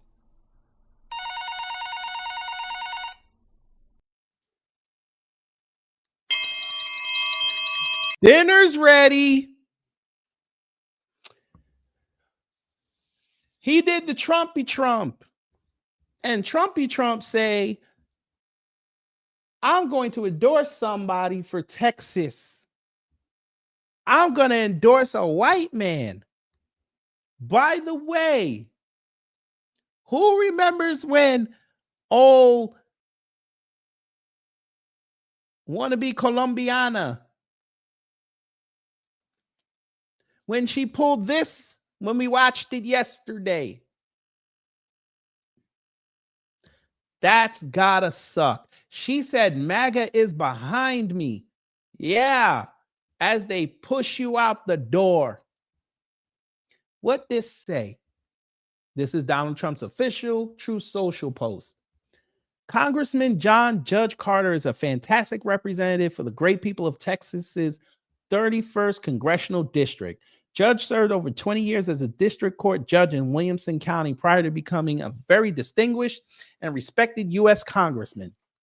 He is working tirelessly to grow our economy, cut taxes and regulations, promote Made in the USA, champion American energy dominance, keep our now very secure border secure, stop migrant crime, red rummers, and other criminals from illegally entering our country, strengthen our military/veterans, and defend our always under siege Second Amendment. Judge Carter has my complete and total endorsement for re-election. He will never let you down.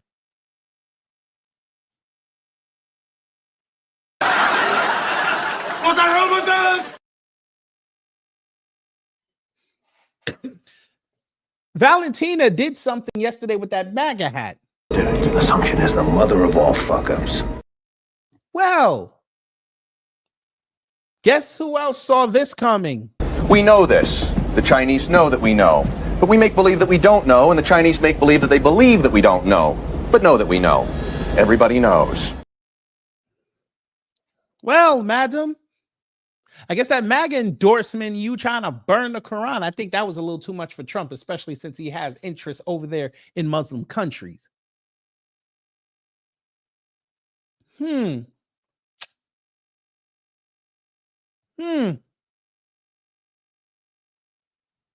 He's really not the greatest president, but if you feel that way, hey, we're all entitled to our opinions.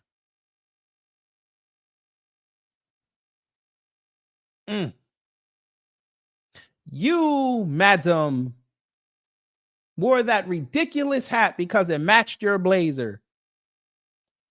And Trump came in and said this. Who the hell told you tonight was open mic night, bitch? You thought you were going to get the Trump cosign? Well, Valentina, it is official.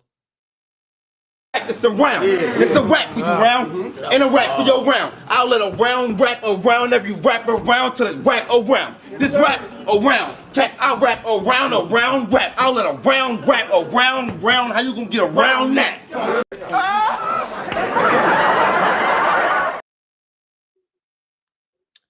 Fam.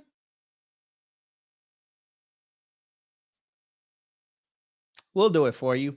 Take a screenshot of that. If you're still not blocked by her on X, put that up there one time. Oh, and you thought they were going to say, hey, look here. You know, you don't need Trump. You can get it as long as you get it out the mud. Well, Brendan Diddley. He got a big account. He laughing. What this is? Who's this Amani? Defending the future of digital rights. Founder of Muslim Girl. Oxford scholar. Oh, she might be woke. Valentina Gomez, an immigrant herself, is acting out a fantasy where she's earned ownership over this country by parroting the prejudices of the people she's desperate for approval from. She's actually decided assimilation means erasing who she is and mirroring the people that are the most hostile to her own origins. But here's the funniest and the most ridiculous part, okay? What that is? She's exactly who the far-right voters that she's catering to claim to hate the most. Oh, Lord. She's an immigrant, pretending to be an American, milking American opportunity, and exploiting the very...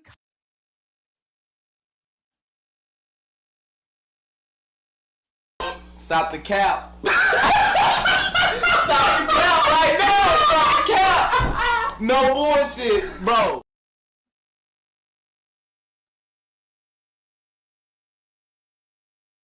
You think Trump is not a corporate puppet?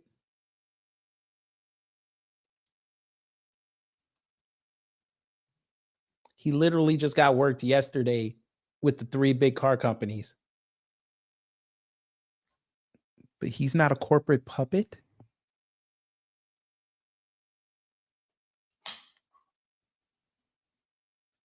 Oh my, oh, what do you define as a corporate puppet? Should I bring up Butterball?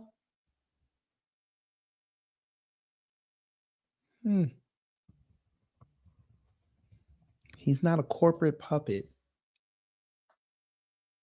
Then he should bring down then he should bring down he should raise the corporate tax then, right? He should do that. You sure he's not a corporate puppet?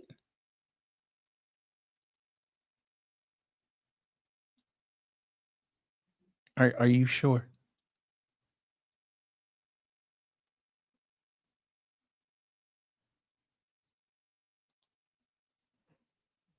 The corporations who are building a ballroom for him, that's not being a corporate puppet?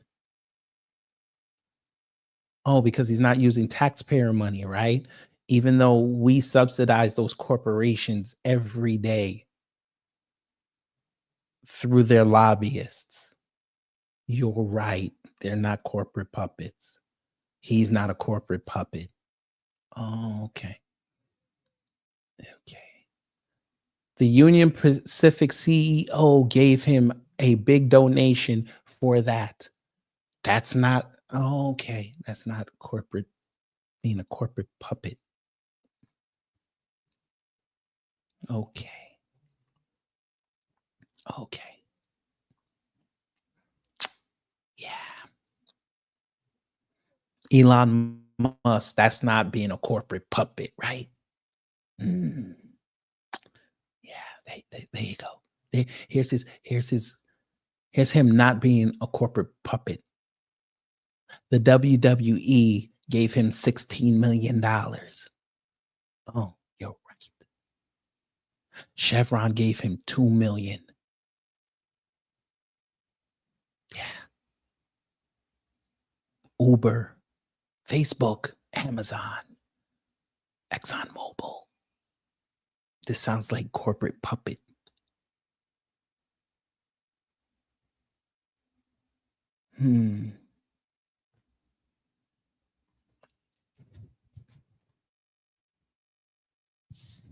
Okay. But you're right. He's not a corporate puppet. They're just giving him that money because, you know, they like what he was saying. Okay.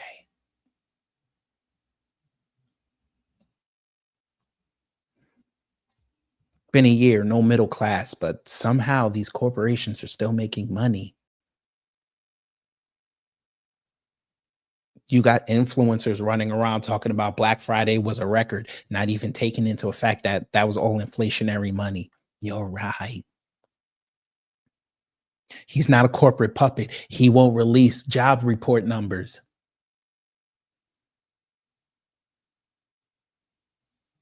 We know that's part of the reason why they're not being released. Consumer confidence, you find out all these corporations are letting people off. Yeah, corporate confidence goes down. People pull their money from the stock market. They make less money. Yeah, you're right. He's not a corporate puppet.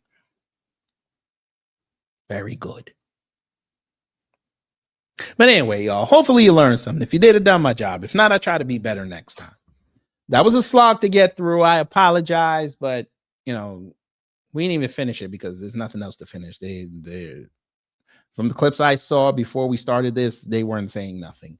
And we just confirmed it. And also confirmed that Nick Fuentes is not smart. And so is Steven Crowder, which is why I made the thumbnail the way I did. For those who didn't see it. And Donnie, I'm going to call you right after I get off this thing because I have to ask you a question. But yeah. And just to clarify, when Steven Crowder brought up Ben Shapiro, he was talking about having a one-on-one conversation, not to have Nick Fuentes there, because we know Ben would never sit there and talk to Nick Fuentes like that in that type of setting. We know this. But anyway, y'all take care, stay safe, and you know what to do when the agents of chaos come to mess up your existence. Oh, here it goes! Time's up. Get your ass up! We gotta get out of here now! But did we have a good time here? Hello? Gotta get your groove on!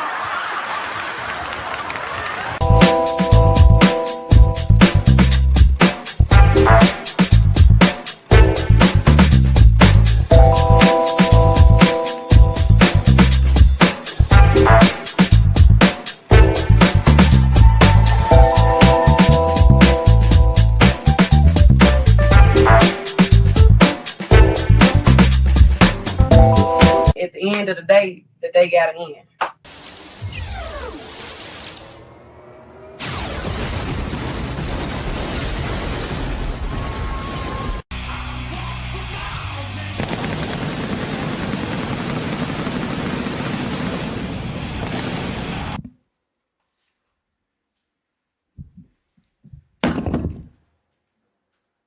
That's it.